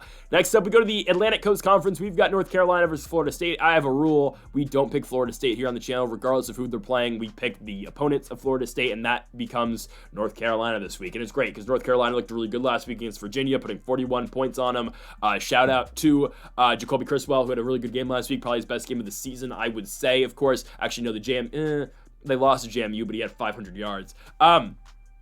Again, North Carolina, we say it every week, but they've been put into a little hole this season because Max Johnson, their starting quarterback, went out for the year in the first game of the season on a Thursday night against Minnesota on the road. So they've just been dealing again with, they don't have a quarterback, and Criswell's been doing a decent job for them. Obviously, Amarion Hampton is one of the better backs in college football. He's going to give you 100 yards every single night. He's already eclipsed the 1,000-yard mark this season. Florida State's just, they suck, guys. Florida State's horrible. Now, they made the move they needed to make, which is going to Luke Kromenik, who is the redshirt freshman. True freshman or redshirt freshman for Florida State. That's the move they needed to make. I don't think DJU's back again this week, right? I don't think he is. I think DJU's probably out for the year, if I'm not mistaken. I can check real quickly. But that means DJ probably comes back next year then. But yeah, I don't think DJ's going to play this week. Regardless, it doesn't matter who plays quarterback for Florida State. They have way too many problems. They can't run the ball effectively. Their defense is still okay, but North Carolina does play really good offense, and they play explosive offense. So I think Florida State's screwed in that regard. They can't run the ball. The receivers aren't very good in the quarterback play, regardless of who it is. It lacks. If it's Glenn, if it's Kromenik, if it's Uyangale, they're all just not very good, and the receiving core honestly doesn't help them out either. North Carolina should roll them. I think they have the better offense as a whole. Again, Criswell does his job effectively, and Omarion Hampton will have a field day against this FSU defense. I think he should be able to break off a couple big runs in this game. Give me North Carolina to steamroll Florida State. I don't care the game's in Tallahassee. The student population at Florida State and Tallahassee has already given up. They're not showing up to the games. Give me North Carolina to roll Florida State. It should be a big win for UNC to get them to their third win of the season, or fourth win of the season. Third, fourth, fifth. Hey, UNC's a game away from going to a bowl game. Just saying. They play NC State. And they play Wake Forest. UNC's probably going to find their way into a bowl game after their pitiful start to the year. Give me North Carolina to beat the Florida State Seminoles. Next up, we go to the Big 12. We've got Arizona taking on UCF. And guys, yes, I'm falling back into the Arizona trap. I do it every week. I do, be honest with you. I look at this team, I'm like, oh, on paper, Fafita was so great last season, and they've got McMillan, who's probably the best receiver in college football. And every week I check, every week I see what's happening with Arizona, and they lose. Now, again, we didn't fall to the trap a couple weeks ago. We said that Colorado was going to go on the road and absolutely smash them, and that's what they did. A close competitive game last week for Arizona, losing at home to West Virginia, and not ideal. We thought they were going to go out there and win that football game. Noah Fafita just hasn't been great this season. He had a better game last week, and again, McMillan had 200 yards receiving, which was needed. But Arizona just lacks a lot. I would expect this game to be a shootout, though, with UCF. I think, again, Fafita, as long as he takes care of the football, which is a huge if, I'm going to be honest with you guys. If Fafita is able to take care of the football, Arizona should be fine in this game against UCF. I think Central Florida gets way too much respect in the lines every single week, I'm going to be honest with you. And yeah, I fell victim to picking them against Florida, but that's the only game I've picked UCF in, I think, in this entire year. I picked them against TCU, but other than that, I don't think I've picked UCF at all this year. I just think they get too much respect. BYU kind of just, imposed their will on UCF last week. And I get the game was in Provo, but still BYU did everything they wanted to do. No, that game was in Central Florida, wasn't it? It was. Yeah. How were BYU underdogs last week? Again, I don't get the lines on UCF. They were minus 800 favorites against Colorado early this season. We cashed on plus 550 for the Buffs. They were, and I fell victim to the Florida game, but they were even against Florida on the road in the swamp. I believe they were favorites at home against Cincinnati. They were 6.5 point dogs against Iowa State, and they lost the game by 3, which maybe says, okay, maybe Iowa State's the problem here. And then they were favorites to beat Brigham Young last week, and they lost the game by 13 points. I don't understand it. I don't get the love that UCF gets. Again, we are going to try to cash in on the weird love Vegas has for the Central Florida Knights. Give me the Arizona Wildcats. I get it on paper. UCF should be good, but KJ Jefferson's out. It's now Dylan Risk at quarterback for them, and Risk doesn't really do anything all that great. They just run the football. That's all they do now. It's all RJ Harvey in this offense, but if you could shut RJ Harvey down, the Knights have nothing. So give me Arizona to win the football game. I get it, they don't play the best defense. But if Fafita just has a slightly above average game and gets the ball to McMillan, I think Arizona wins it. So hopefully Arizona can put it together and win this football game. I think, again, a 6.5 point dogs, I'm going to take that. To straight up win the game, that's a little rough. But give me Arizona to do it. Next up, we go to the Sun Bowl. Of course, talking about UTEP versus Middle Tennessee. Okay. Guys, this is low-level football. I'm going to get through this very quickly. Give me the Miners. They're going to cover the 3 points. Again, this is a game that feels like it should just be on Tuesday night. It feels like it should be on Wednesday night. It feels like a game that you're probably not going to watch, but you have nothing else on your TV, and you don't want to watch the NBA, so you watch this. And nothing against the NBA. I watch the NBA quite a bit, but, if I'm getting 2-6 versus 1-7 college football, I'm probably watching that over, I don't know, watching the Brooklyn Nets and the Denver Nuggets.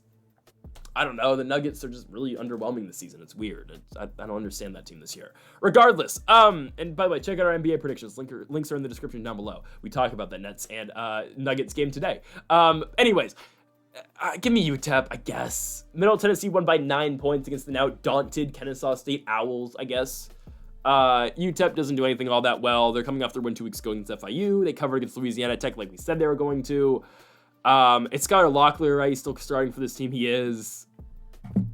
He's their guy. Javon Jackson's been playing better football recently for the Miners. These teams are evenly matched. The only reason I'm going with UTEP is because the game's in El Paso. That's really my only reason here for this one, guys. They are 3-point favorites, which does feel like a lot for a team that doesn't win football games in UTEP to cover. Regardless, though, give me the Miners to go out there and do it. They'll cover the 3 points. They are at home. I trust in Skylar Locklear. Again, he didn't have a great game last week, but they scored 10 points. I think they're able to score more than 10 against Middle Tennessee, a team that is severely underwhelming as well. Again, this is low-level football, but give me the UTEP Miners to cover the 3 points. Next up, we go to Louisiana Monroe taking on Marshall, and I get it, okay? It's okay to be down on Louisiana Monroe after last week. I'm disappointed. I am. South Alabama is just another team, though, at home. It's weird. It's fine to be more than disappointed in UL Monroe last week. But guys, I'm asking you to side with me again. This sounds like a weird political campaign, but I'm asking you for your support in backing the Louisiana Monroe Warhawks this week. I'm asking again, you side with me one more time on UL Monroe. 10.5 points is not, it's too much. Marshall might win the game. They might do it. It's too many points. It is. It's too many points for a UL Monroe team that should run the ball a lot this week. I think they have a very, and again, Marshall runs the ball a lot as well, which is fair. Because again, they've got AJ Turner gets the ball a lot. Braylon Braxton will keep, actually, no, it's Stone Earl, right? Stone Earl's back at quarterback, is he not? No, it's Braylon Braxton. Braxton will keep. Regardless, these are two teams that are going to keep the ball on the ground a lot, okay? I swear, if UL Monroe lets in Armetta throw the ball a lot, I don't know what to say. Because their quarterback position with him and General Booty is just, but if they just put the ball in Ahmad Hardy and James Jones's hands, okay, we drain the clock the entire game, and we don't let this one get out of hand. And this game will be close, because again, the clock's going to be going. Marshall's going to be running the ball as well. I just don't think Marshall's 10.5 points better than UL Monroe. And on top of that, again, I really see UL Monroe running the ball a lot. I see them having success with their run game. I just don't see 10.5 being enough in this one. I get it. UL Monroe played horribly on the road last week in South Alabama. But again, the Jaguars are just a weirdly, really good team at home. As we've seen over the course of the season, their win over App State earlier on in the year. Like, again, the Jaguars oddly play really good football at home. I think that's more of a, University of South Alabama thing more than UL Monroe sucking. Give me Monroe to cover the 10.5 points. Do they win it? I'm not confident at all that they win this football game, but I'm asking you again your support of UL Monroe to cover the 10.5 points this week. Thank you for your time. Next up, we have got the Wyoming Cowboys going to Albuquerque, New Mexico to take on my guys. Yes, I have a lot of guys. Big pause. Oh, not like that. I have a lot of teams that I like. Yeah, sometimes I make crappy jokes on purpose. I genuinely didn't mean to make that one. Wyoming and New Mexico. Give me New Mexico. Devin Dampier, guys. He's a good football player. I get it. They had a bad week last week. Somehow Devin Dampier threw for 320 yards and they scored 6 points. I don't know how it happens. I'm going to be completely honest with you. He threw 2 untimely interceptions, but it is what it is. It's a bad week for Devin Dampier. They're not going to continue to have bad weeks like that. They will steamroll Wyoming. Why? Because Wyoming might be the worst team in the Mountain West. Actually, no, Air Force exists because, Wyoming beat Air Force. They are the second worst team in the Mountain West, and New Mexico is going to beat the living hell out of them. Devin Dampier is going to throw for 400 yards. He's going to run for 100 yards. Again, Devin Dampier is such an underrated quarterback. He puts up great numbers every single week. This is an explosive offense. He's only a sophomore as well. So regardless of where Devin Dampier's future takes him, maybe it's here in New Mexico, I think this guy can play at a higher level, but I want to see him stay in New Mexico. I really think so. I think this offense is really designed around him, and I think New Mexico was a team, again, that was supposed to be bottom of the barrel in the Mountain West this season, and now all of a sudden, this is a team that if they beat Wyoming, which is a very winnable game, next week they go on the road and beat San Diego State, which is a very winnable game, they lose to Washington State like they probably should, but then they beat Hawaii the last week of the season. Boom! This is a 6-6 team who is going bowling. Something that nobody thought New Mexico was able to do. They probably get the New Mexico Bowl, for being honest, but who cares? Let's go bowling with the Lobos. Let's get this win against Wyoming. I think they'll do it. I really think they will. Wyoming is just a god-awful football team. They lost by 2 points last week to Utah State, but Utah State sucks. Wyoming's quarterback play is atrocious. It just is. They have not had a 200-yard passer so far this season. They've thrown 9 interceptions. The 6 touchdowns they have scored. Sam Scott is probably the only bright spot on this team. They're tied in maybe in John Michael Gillenborg, but they don't have a quarterback who can effectively throw the football, and their offense just lacks, and their defense lacks as well. New Mexico is the much better team. They will put up 50 points in Wyoming, and Wyoming maybe gets 17 if they're lucky. So give me New Mexico to absolutely run Wyoming in Albuquerque this weekend. Next up, we go back to the Fun Belt. We have got Coastal Carolina taking on Troy. Give me Coastal as 4.5-point dogs. Sorry, 4.5-point favorites on the road. I honestly don't see this one, I'm gonna be honest with you guys. All right, hear me out. Coastal's been bad this season. I'm willing to admit that. But look at their losses. Okay, again, their wins aren't the most impressive, but the Jacksonville State win is great. Their week 1 win. Their wins, all right, they beat Temple by 8. That's not great on the road, but they beat Temple. They beat ODU by 8, which is actually aging really well. But look at their losses, all right? For Coastal, playing Virginia's rough. They lose the game by 19 points. That's fine. They lose to JMU, who oddly has their games at home where they absolutely decimate teams, and they decimated Coastal, and they beat them by 32 points. They lose to the Raging Cajuns. We are picking the Raging Cajuns tomorrow for this Tuesday night, or today for this Tuesday night game. That's fine. Losing to the Raging Cajuns is fine. That's a good team that I think might win the Sun Belt, okay? Now they get Troy. Guys, Troy has not been... They haven't beat an FBS team this season. Their only wins Florida A&M. This team is horrible. They're not good. They don't do anything all that well. They throw the ball okay. They had a good offensive game last week because they were playing against Arkansas State, who is just good enough to like lose close games, but somehow they're 5-3. Arkansas State is going to get absolutely embarrassed next week against Louisiana. Trust me, they're going to. But they're 5-3 and they're 1 win away from being in a bowl game, which is crazy. But no, Troy's horrible. They are. Troy's really bad and Coastal's going to run them. So this is one of the games that kind of just sticks out to me, man. No way Coastal doesn't win this game by at least a touchdown. Like, no shot. No shot they lose to a 1-7 team and they don't blow out a 1-7 team. I get it. Again, this has not been the Coastal Carolina that has been, elite and the cream of the crop in the Sun Belt for the last couple of years. It has not been that Chanticleer's team this year. But they should run right through Troy this week. Give me the 4.5 all day long for the Coastal Carolina Chanticleers. Next up, we go on to Rice hosting Navy in Houston. It's a bounce back spot for Navy, and they should take advantage of it, and they should run right over Rice. It's a good test, I'm not gonna lie, because Rice, their offense, it's interesting. It's not great. They struggle sometimes on offense.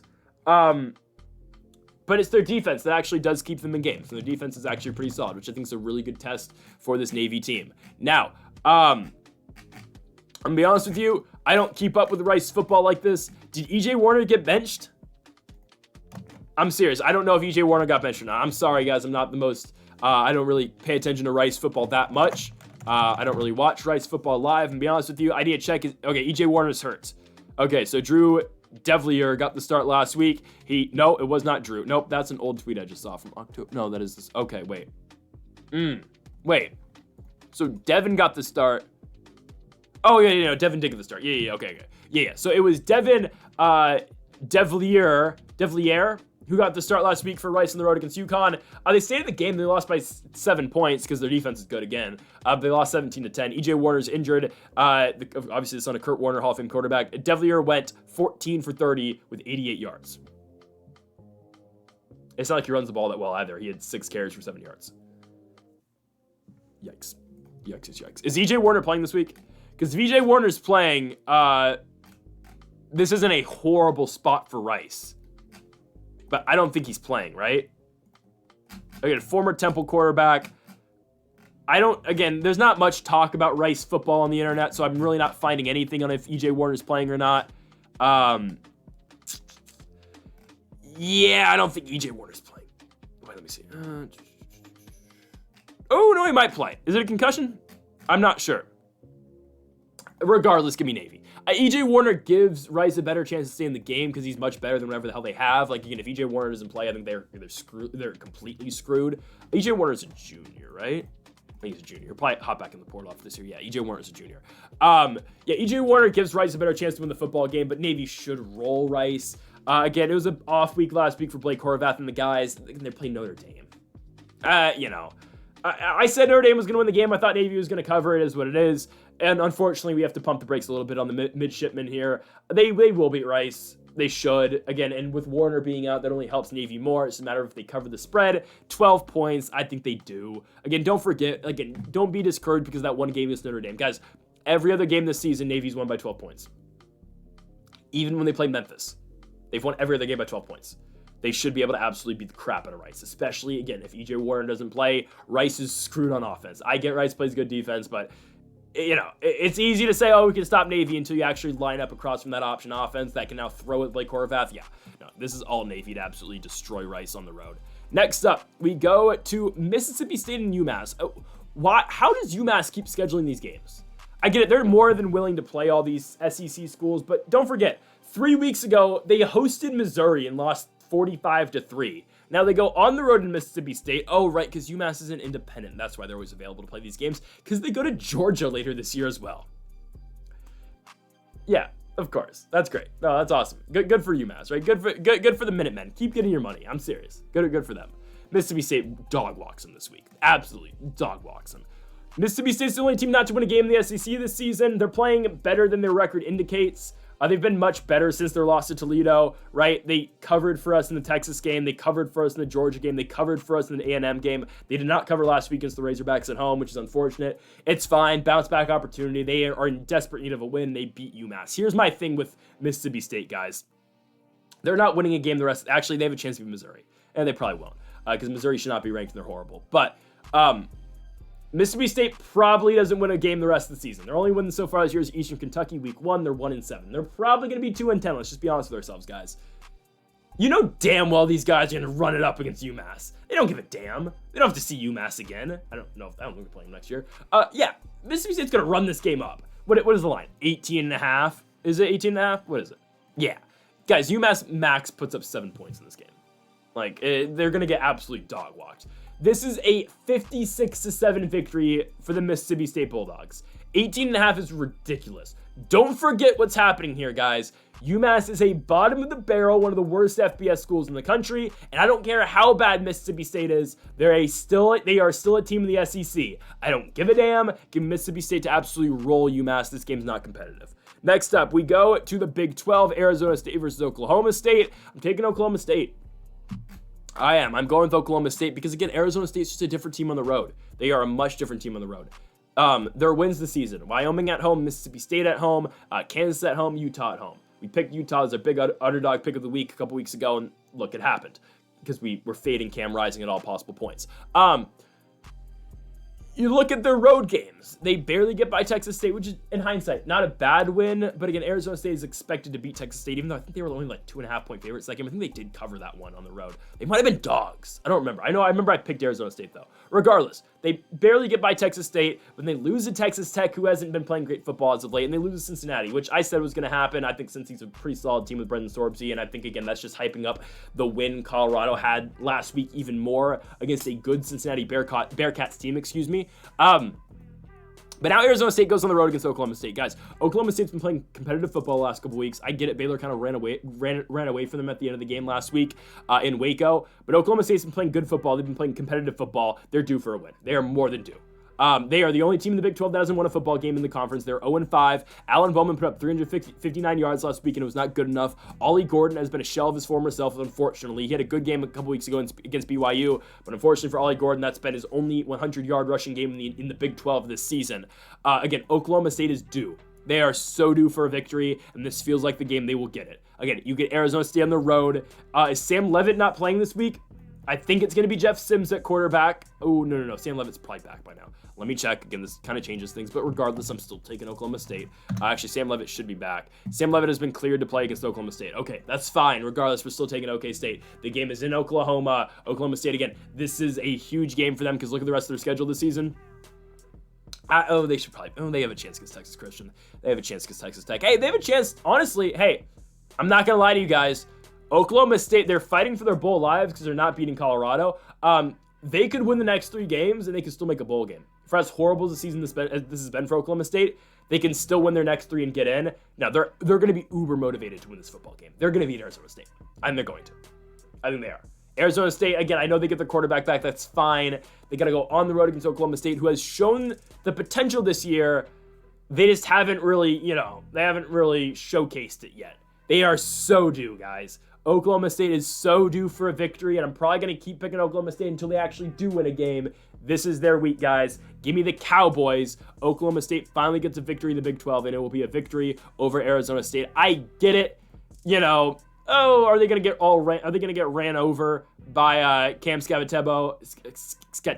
Probably butchered his name. I always butcher his name. I'm I know I'm butchering his name. That's fine. He only had 75 yards last week. Give me Oklahoma State. Give me Oklahoma State at home. It's in Stillwater. They're dogs. I'm going to take Oklahoma State. Next up, we go to Fresno State versus Hawaii. This game's not competitive. Fresno State blows the doors off of Hawaii. I went to the Fresno State-San Jose State game last week. Incredible environment. Again, I've said it time in and time out. It's the best college football environment in the state of California. It's by far better than San Jose State. Definitely better than Stanford. Better than UCLA. And I will make the case that it's better than USC. And it's definitely better than San Diego State. Fresno State is the best FBS experience that you are going to find in the state of California. It's in the Valley. It's a great place for football. It's kind of all that they have, and to be honest with you, but it's a great atmosphere for football. It was homecoming this week, San Jose State, Fresno State, and Fresno State blew the doors off of San Jose State. They beat them 33-10, and I don't think San Jose State's that bad of a football team. Mikey Keene showed out, and Mikey Keene is a monster for Fresno State as well, and I want to give a huge shout out to Jalen Moss, who put an incredible game last week as well. Again, usually it's Magdalena, the guy who's leading the charge in terms of the receiving yards for Fresno State. It was all Moss last week for Fresno State. I believe he had 2 touchdowns in that game. I think he had 2 touchdowns. I know he had one at the end of the game. But Mikey Keene's playing really good football for Fresno State, especially last week in that rivalry game against San Jose State, and they will absolutely dominate the Hawaii Rainbow Warriors. Hawaii beat Nevada. Nevada's horrible with Chuba Purdy at quarterback. I insist on that. I don't mind Braden Shager. I think Shager's not bad. He's a really good dual threat guy for this Hawaii team, but again, like we mentioned with Arizona State, Hawaii is a much different team on the road than what they are at home. Again, they have the biggest home field advantage, not in terms of crowd, but in terms of travel in all of college football. You got to cross the Pacific Ocean to play them every single week. But now Hawaii is the one crossing the Pacific Ocean. They got to go to Fresno. I think they're screwed. I think Fresno absolutely dog walks them. Fresno State's going to be up 14 points in the first quarter. Okay? Yeah. Fresno State's going to be up 14 points in the first quarter. They're winning this game by 28, at the very least. Fresno State dog walks Hawaii. It's not close. They have the way better defense. They shut down anything San Jose State had last week. The secondary for Fresno State shut down the 3-headed monster, the 3 quarterbacks that San Jose State wanted to run last week. Why Emmett Brown just isn't the guy, I don't know. San Jose State's pissing me off. At least their coaching staff's pissing me off. What does William Eget have? First name's William. What does Eget have on the coaching staff of San Jose State? I don't know. Fresno absolutely blows the doors off Hawaii, though. They're the way better football team. Give me Fresno State to cover the 14 easy.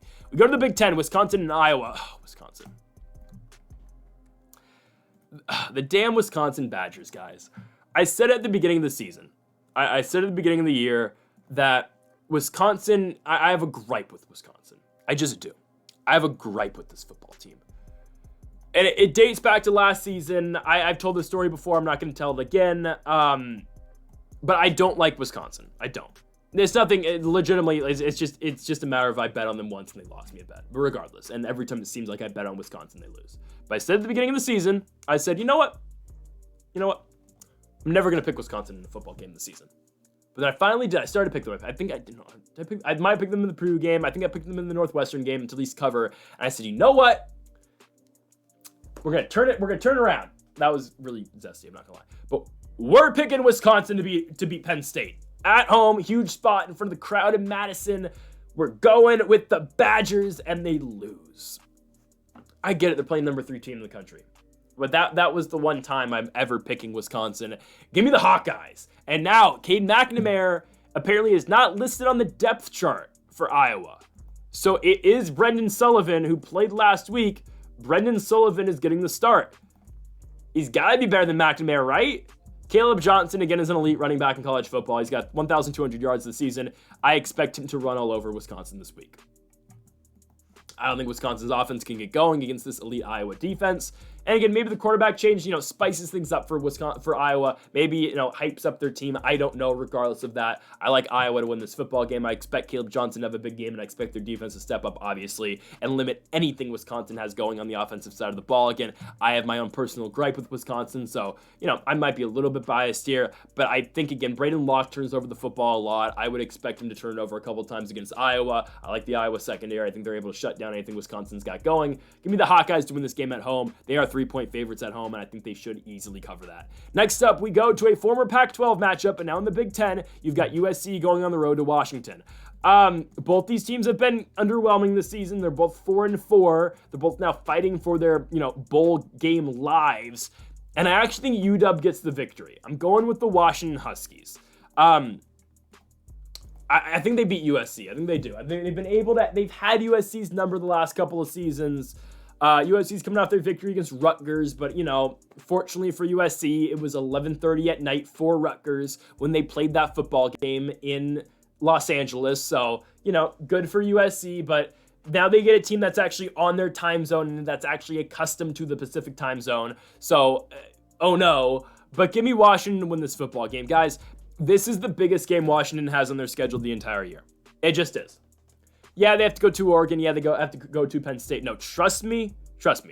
Knowing people at Washington, at the University of Washington, trust me, this is their biggest game of the season. This is the game that they've all got circled on their calendar. It's the Wazoo game, sure, but the Wazoo game's not on campus. That game was at Lumen this year. It was at the Seahawks Stadium. This is the game everyone at Washington had circled because it's USC. And for some reason, just people at Washington just don't like people at USC too. I don't think that's a two-way street, to be honest with you. But I just, from what I can tell, I don't really think a lot of people at UW like a lot of people at USC. Regardless, that's just a student thing, by the way. That's not anything. I don't know anybody on the UW football team, to be honest with you. Regardless, give me Washington. Again, this is the game they've had circled on their schedule the entire season. Will Rogers should show up in this football game. I think he will. USC's defense has been very lackluster at points this season. They lost a game at Maryland a couple weeks ago. They've lost to Penn State, at Minnesota. They've had trouble on the road this season. They have not won on the road yet this year.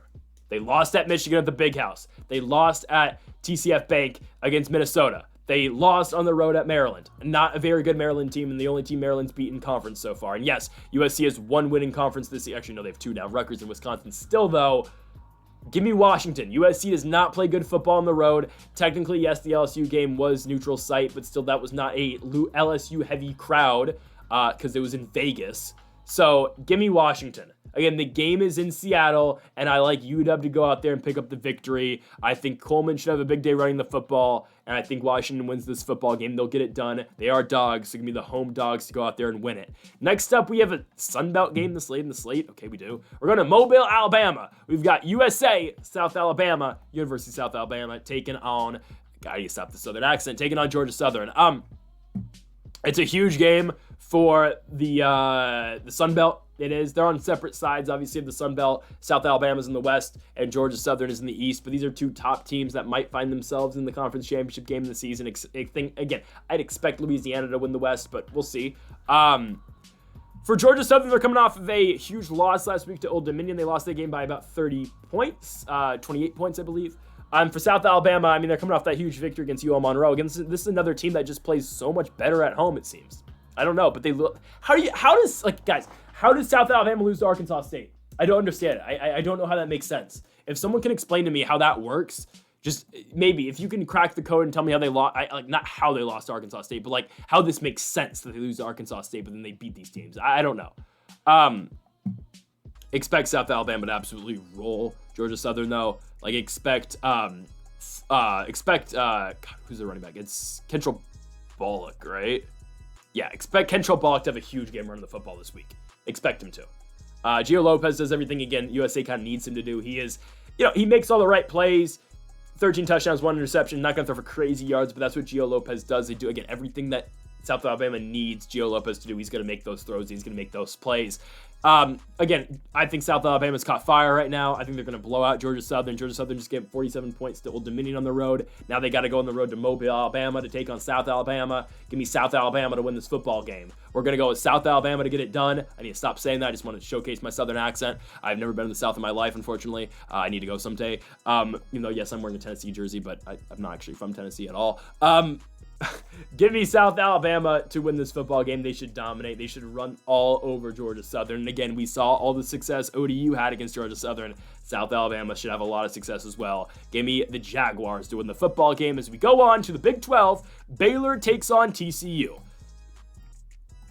I refuse to believe TCU is a good football team. Give me the Baylor Bears in Waco, all right? Guys, TCU is just so unimpressive, but they somehow win football games. Josh Hoover had a good game last week, I'll give him credit, but that was more of Texas Tech choking that football game away. I was not impressed when TCU played Utah either. I'm never impressed with TCU. I'm just not.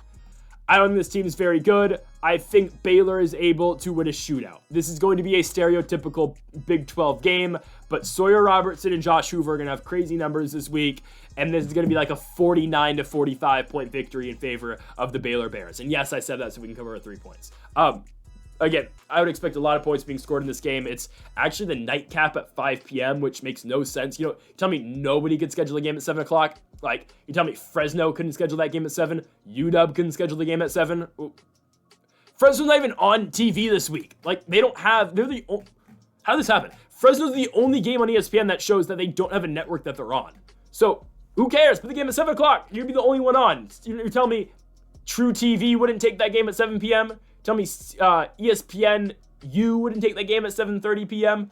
I don't know. It pisses me off because then there's nothing to watch late at night. Now I'm going to get stuck. Let's look at the NBA schedule on Saturday night. What am I going to get stuck watching on Saturday night? Because UFC is going to end at 8 o'clock. So what do we watch on late Saturday night now with no college football? What do we watch? We're going to have to watch the Thunder go to the Intuit Dome and play the Clippers, which not a bad game, but still, regardless, I think Baylor beats TCU. I think it's a shootout. Again, I'm still not impressed with TCU. I'm not impressed with their defense. They lose every turnover battle in every single game except for last week because the Red Raiders let me down, but it's fine. Baylor should run through they're not going to run through TCU, but it should be a shootout. Sawyer Robertson does a good job at the quarterback position for this team. He's been better than Daquan Finn, as much as that sucks to say he has, and we've accepted that a long time ago, obviously. But I expect Baylor to just run right through TCU in this football game, at least on the offensive side of the ball. Baylor's going to give up points as they do every single week, and TCU will probably find ways to score as well. But I like Baylor to win this game at home in Waco. As we go into our final game before we go into the features, we have got Nevada at home against Colorado State. Why the hell is Colorado State only 1.5 point favorites in this game? Actually, I know why. Because Chuba Purdy might not be playing this week. Is Brendan Lewis coming back this week? Because if Brendan Lewis plays, it's a whole other football game. And it's not because Brendan Lewis is some all-star quarterback. No, it's just because Chuba Purdy is just absolutely awful. Let's see if Brendan Lewis is playing this week. Is there a report on him? There's probably not many reports on the former Colorado quarterback just because he plays at Nevada, but I will check to see if Brendan Lewis is playing. If I can find anything. Yeah, I don't know. There's not really any reports. Let's see. Okay, no. So, yes. Nevada's coach said after the game at Hawaii that Brendan Lewis will play this week. That's why they're only getting 1.5 against Colorado State. Regardless, Colorado State's the better football team. I get it. They're dealing with injuries. Their offense hasn't been the same since the Horton injury in that San Jose State game. But I trust in what Colorado State's able to do. Again, this is a team that's going to be in a position that potentially to make the Mountain West Championship game later this year. It's all dependent on their game against Fresno State later in the year, which I might go to. That's actually a big game. I just don't see how Nevada's able to stop the run this game. They've had trouble against the run all season long. Avery Morrow should have a big day running the football, and Braden Fowler-Nicolosi, again, just does everything that Colorado State needs him to do. He's not, he's not an all-star by any stretch of the imagination, but he's going to do his job, and he's going to, again, just work the ball downfield for Colorado State. Again, he is without his still leading receiver. Torrey Horton is still the leading receiver for Colorado State, but I think they do win this game. Nevada does lack a lot. Yes, Savion Red's not a bad running back. Jaden Smith's going to get the ball as well, but other than Savion Red, I really don't like anything that Nevada's got going. Yes, again, Lewis is back in at quarterback, but I do think Colorado State's overall the better football team, and I think they will go to Reno and win this one. As long as Colorado State's offense is able to get going, they should win. Give me not the Buffaloes. Give me the Rams to go on the road and beat the Nevada Wolfpack, and they will cover the 1.5 points as well. All right, so the game of the week. Ohio State versus Penn State in University Park. It's a huge game. It's a huge game for the Big Ten, and we are going with Ohio State. Now,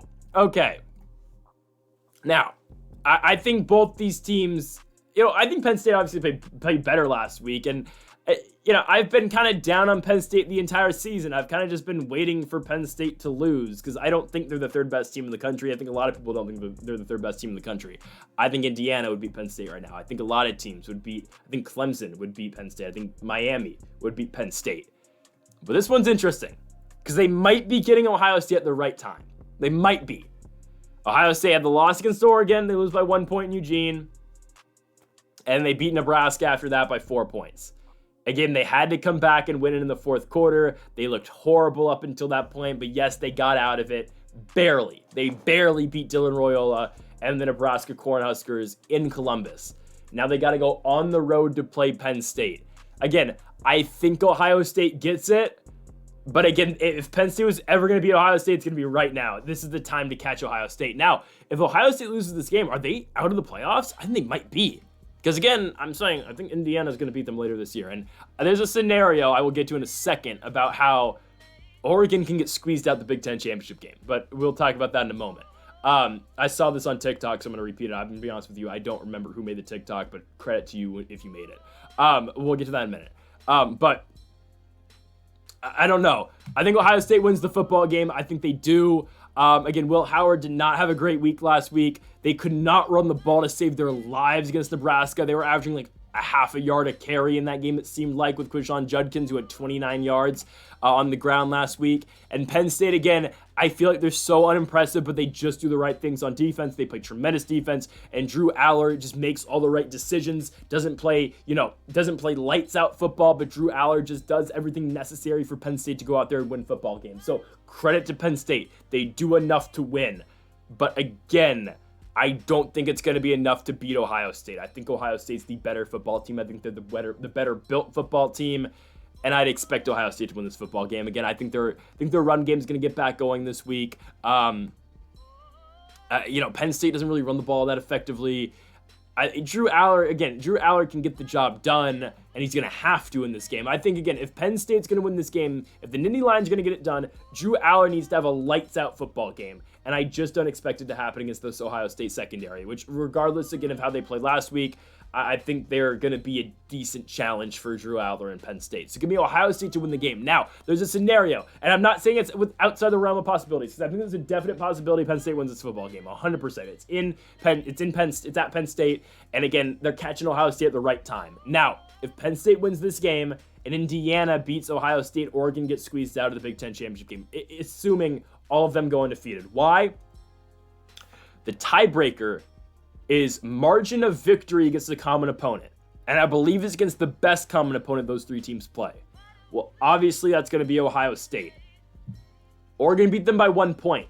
Penn State and Indiana, as long as they don't beat Ohio State by 1 point, they would get in the Big Ten championship game over Oregon. Now, it would be an automatic playoff berth for Oregon as well, but honestly, if all three of these teams beat Ohio State, they're all getting the playoffs anyway. And I'm going to get into a little discussion about Indiana in a moment, about their playoffs and how I'm getting a little bit concerned. But we'll get to that in a moment. I'm taking Ohio State to beat Penn State in the game of the day. I don't think that scenario is going to happen because I just do think Ohio State's the better team. They will not have another piss-poor running game this week against Penn State, and I think Will Howard is going to rise to the occasion. At least I think he's going to. Give me Ohio State to go on the road and beat Penn State. Next up, we've got another 9 o'clock game. We've got the Miami Hurricanes at home against the Duke Blue Devils. There's not much, I'm looking for a word here. There's not much, God, I'm completely blanking. There's no question, that's not what I was looking for, but it's fine. There's no question who's winning this football game. Miami's beating Duke. It's just a matter of if they cover the spread or not. I'm going to be honest with you. There's not many big games this weekend, so this kind of feels like one of the Big Ten. I had to pick, for the graphics to work, I had to pick 10 games. I thought they were the biggest 10 this week. This is one of them, I think. It's at 9 o'clock or noon if you're on the East Coast. Miami should absolutely roll this Duke squad. Now, Duke is coming off of a game that they should have won last week in SMU. They should have. They had so many opportunities to win that football game, and they had SMU in the fourth quarter of that game, and they just could not close. Malik Murphy's been playing good football for this football team, but the special teams killed Duke last week, and they should have had SMU. And that will lead me to my final prediction of the video with SMU and at Pittsburgh. But Duke had that game, and they just let it, they just dropped the ball. No pun intended, but they did. Miami's going to steamroll Duke, though. Now, Duke, again, they were on the cusp of winning that football game, going to 7-1. Think about the mindset and how this changes for Duke, okay?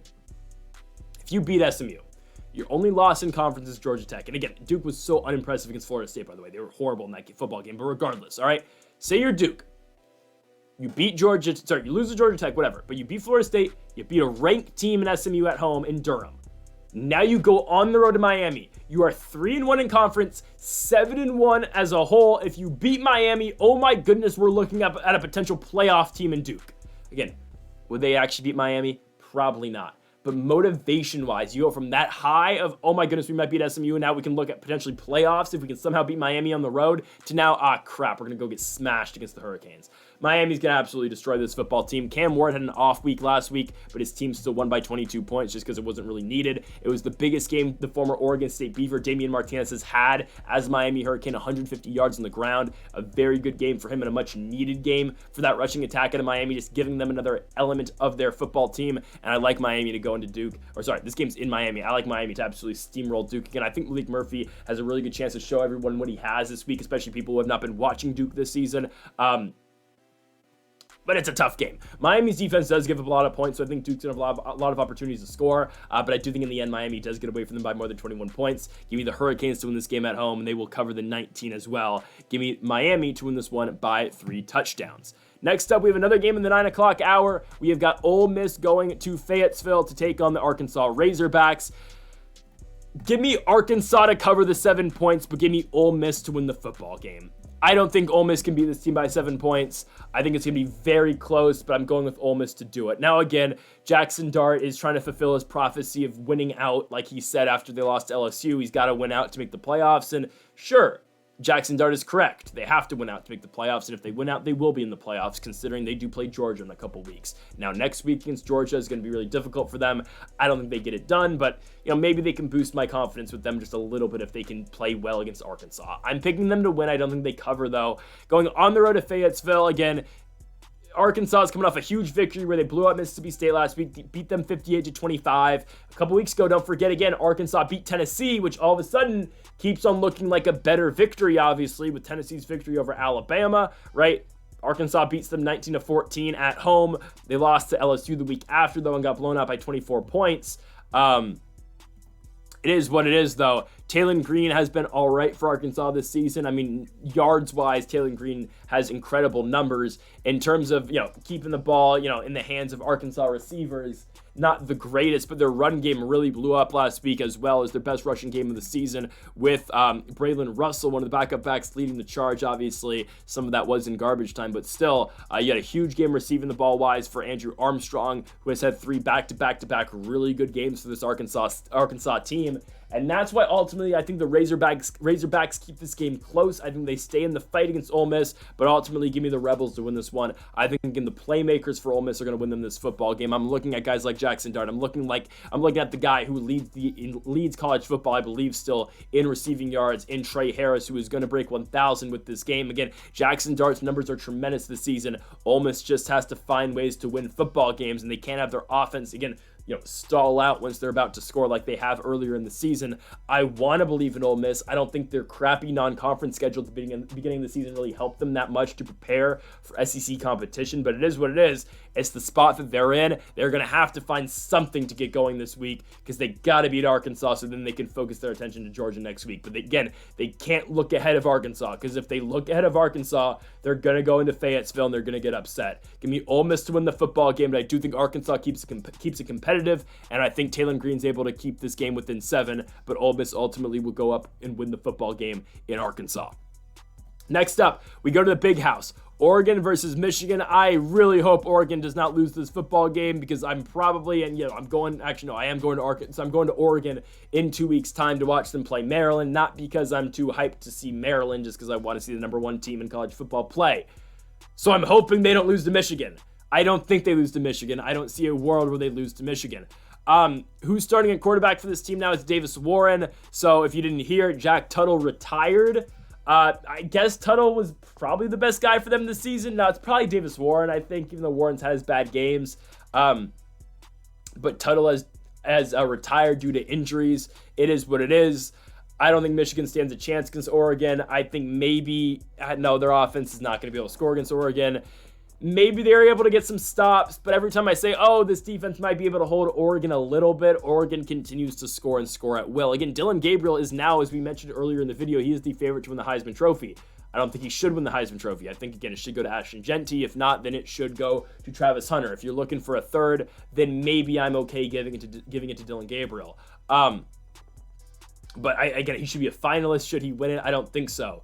Oregon's the best team in college football right now. I don't think there's any doubt in that. Actually, Georgia is a team that might be better than Oregon, but until Oregon loses, they're the best team in college football, right? Again, we went over the nightmare scenario for the Ducks where they could win out, which they very likely will. Michigan, Maryland, Wisconsin, and Washington, I would expect them to win out. We've talked about that nightmare scenario where they win out and they don't make the Big Ten championship game and they would still have to play in the first round of the playoffs. Again, the odds of that are low, but there is a chance it happens. They should steamroll Michigan, though. I don't know if Michigan's able to score points. I mean, Oregon's given up 9 combined points in the last couple weeks to Purdue and Illinois. Guys, think about it. Who has the better offense, Illinois or Michigan? I think it's Michigan. I think it's Illinois, excuse me. I think it's Luke Altmaier in Illinois. And they were able to score 9 points against Oregon late in that football game. Michigan's not going to be able to score. They're not going to be able to score the ball this week. They're not. Oregon will win this game 28-0. That's my prediction. They're going to win this game 28-0. They won't be able to get going that much in offense because Michigan's defense still does hold teams at points. And I get it. Michigan's coming off a victory against Michigan State last week. Don't give a damn. They went 2 quarterbacks in that game. Davis Warren played a lot. Of course, he's thrown the football. And Alex Orji actually led their team in rushing yards at 64 as well. So again, Orji just came in really into rushing situations only. And again, their only passing threat is Colston Loveland, who is one of the best tight ends in college football, if not the best tight end in college football. I would give a huge shout out to Harold Fannin over there at Bowling Green, but still, they still struggle to throw the ball. I don't think they're that effective on offense, and Oregon is 10 times the team that Michigan is, and now Michigan next week's going to have to go into Memorial Stadium and play Indiana. That's brutal. They have a tough stretch down the road here. They will make a bowl game because I think they're going to go 6-6. They'll beat Northwestern, but yeah, their final games here down the stretch are Oregon, Indiana, Northwestern, Ohio State. That's rough, but they will probably beat Northwestern in the Big House. I'd be surprised if they didn't. So I think Michigan will find a way to a bowl game after winning the national title last year. But yes, it has been a disappointing year for the Wolverines this season. It's a lack of quarterback play. They've got to find something in the portal this year because they cannot continue with Orji and Warren at quarterback next year. Give me Oregon to win this game against Michigan. I don't think Michigan scores. 28-0 Oregon. They pick up the victory. Next up, we go to Athens. We've got Georgia at home against the Florida Gators. Actually, no, this is a neutral site. Excuse me. This is at Everbank Stadium in Jacksonville, obviously Duval County, the home of the Jacksonville Jaguars. You've got Georgia and Florida. I don't really think there's much, there's not much intrigue in this football game, at least in the winner of this one. Georgia will roll Florida. Again, I'm not gonna lie to you guys. This and that first game with Miami and Duke, and there's gonna be one later on with this team right here, the Tennessee Volunteers, were games that kind of just had to put in the feature spot because there's 7 really good games this week, and then there's just kind of these where it's like, yeah, they're on national television, they're big games, neutral site games, but the winner of these games are, they're very likely to be the big favorites, and this one is going to be Georgia, right? Again, coming off that victory 2 weeks ago against Texas on the road, I cannot express how impressed I was with that Georgia defensive line and their offensive line too. Both lines played tremendously well for Georgia. They've got the best defensive line in college football. They just do. They made Quinn Ewers and Arch Manning look horrible. They did. And Texas cannot run the ball either. It was what Georgia was able to do on that front line on both offense and defense is really just what stopped Texas the entire football game. And they should be able to get heavy pressure on Florida this entire football game as well. I don't think Florida's able to run. Etienne's playing his former team, which is great. But Graham Mertz is not playing this week. It's going to be DJ Lagway, I do believe, which I don't really think helps them that much either. If they're able to pressure DJ, he's going to throw interceptions like he's done time in and time out this season. Florida doesn't run the ball exceptionally well either. Montrell Johnson is their leading running back, but it's not like they're a run-heavy team that you can shreds everyone in the run game. Georgia will be able to stop that as well. And again, Georgia's offense just does everything right too. They don't have one big superstar on the off. Well, I guess Carson Beck's kind of their star, but Carson Beck is, yes, a top 5 quarterback in college football, and he should have a field day against this Florida team. This kind of has the making, I think, of the Carson Beck huge passing night. Again, he has his games like that Texas game where he only throws for 175, but that's because the defense plays so well, puts them in tremendous field positioning, and they can run the ball effectively. I think they will run the ball well against Florida. Of course, Etienne against his former squad, they're going to want to get him the rock, but regardless, give me Georgia to be able to throw the ball effectively, and everything on offense is going to click Georgia's way in this game. I expect them to dominate the Florida Gators in this one. I don't care. This game's in Jacksonville. Georgia's just the better team. Again, you can, if you make the case that Georgia's the best team in college football, I'm not going to disagree with you. I think Oregon's really good too, but I think if they played right now, yeah, Georgia probably beats Oregon, but just because of merit and based on record, You got to give the number 1 spot to Oregon right now. Again, both these teams will likely get buys in the playoffs. I think, well, no. Indiana's going to have something to say about that for Oregon. But regardless, I think Georgia's going to get a bye in the playoffs. They're probably going to win the SEC.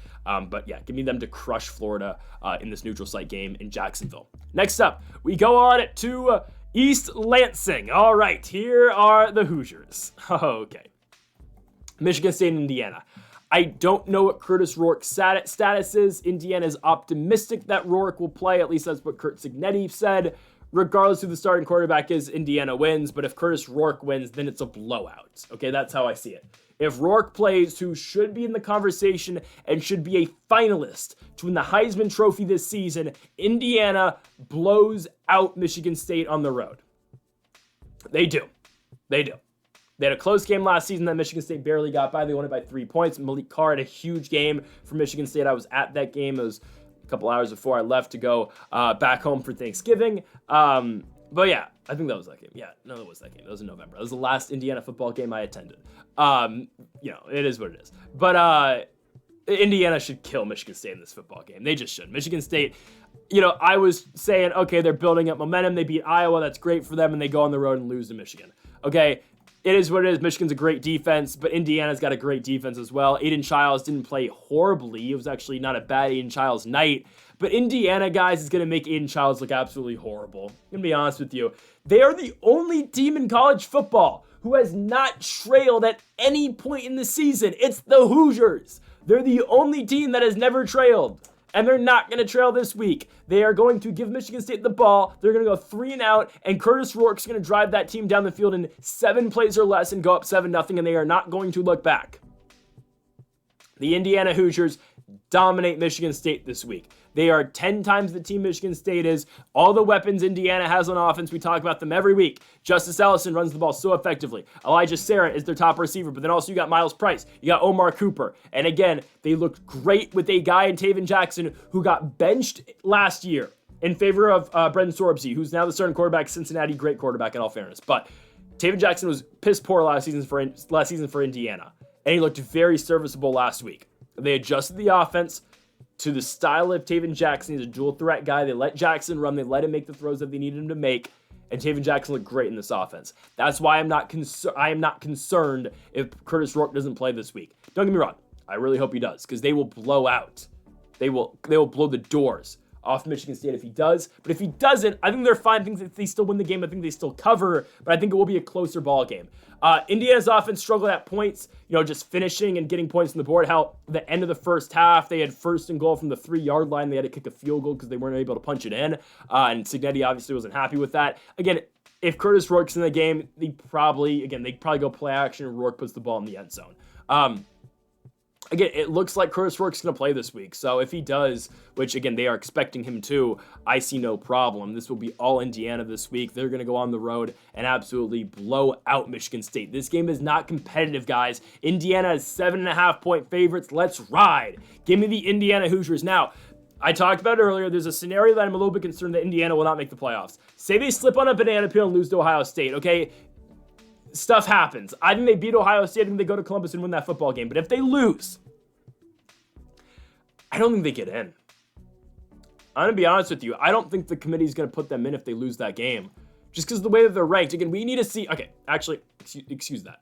The AP poll has them at 13. We will see where the college football playoff committee puts them. So now, ESPN does their thing where it's, the playoff projector, whatnot, right? Indiana's got a 69% chance to make the playoffs according to their predictor. Okay, I'm going to put in, say they beat Michigan State, they beat Michigan, but they lose to Ohio State. I don't think they do, but say they do, and they don't make the conference championship game. Then ESPN says they have a 99% chance to make the playoffs and a 99% chance to host a first-round playoff game and be the 5 seed. They have them hosting Alabama in the projection. I'm not that confident they get in with 1 loss, but I hope they do. Regardless, I don't think it happens. I think they beat Ohio State, but that's another story for another day. Indiana's going to blow the doors off of Michigan State. This is not a competitive football game. They are going to look at Aiden Childs. They're going to make Aiden Childs look bad like he has time in and time out this season. He had a better game last week against Michigan, but Indiana makes him look horrible. They will go into Michigan State and they will dominate that football game. Give me Indiana all night long. Curtis Rourke is back, and he's back with a vengeance. Indiana is still the only team in college football to not be trailing at any point this year, and it continues continues this week. They dominate in East Lansing. Roll on with the Hoosiers every single week. Okay, we go on to the SEC. We've got Texas A&M going on the road to take on South Carolina. I'm kind of confused with the odds here and just the line. I'm surprised A&M's only getting 2.5 here. I'm very surprised. Yeah, I'm very surprised. I get it. A&M's quarterback play has been kind of this season, especially when it goes to Marcel Reed. And Marcel Reed, of course, played last week. Is he playing this week? I guess because Connor Weigman got benched.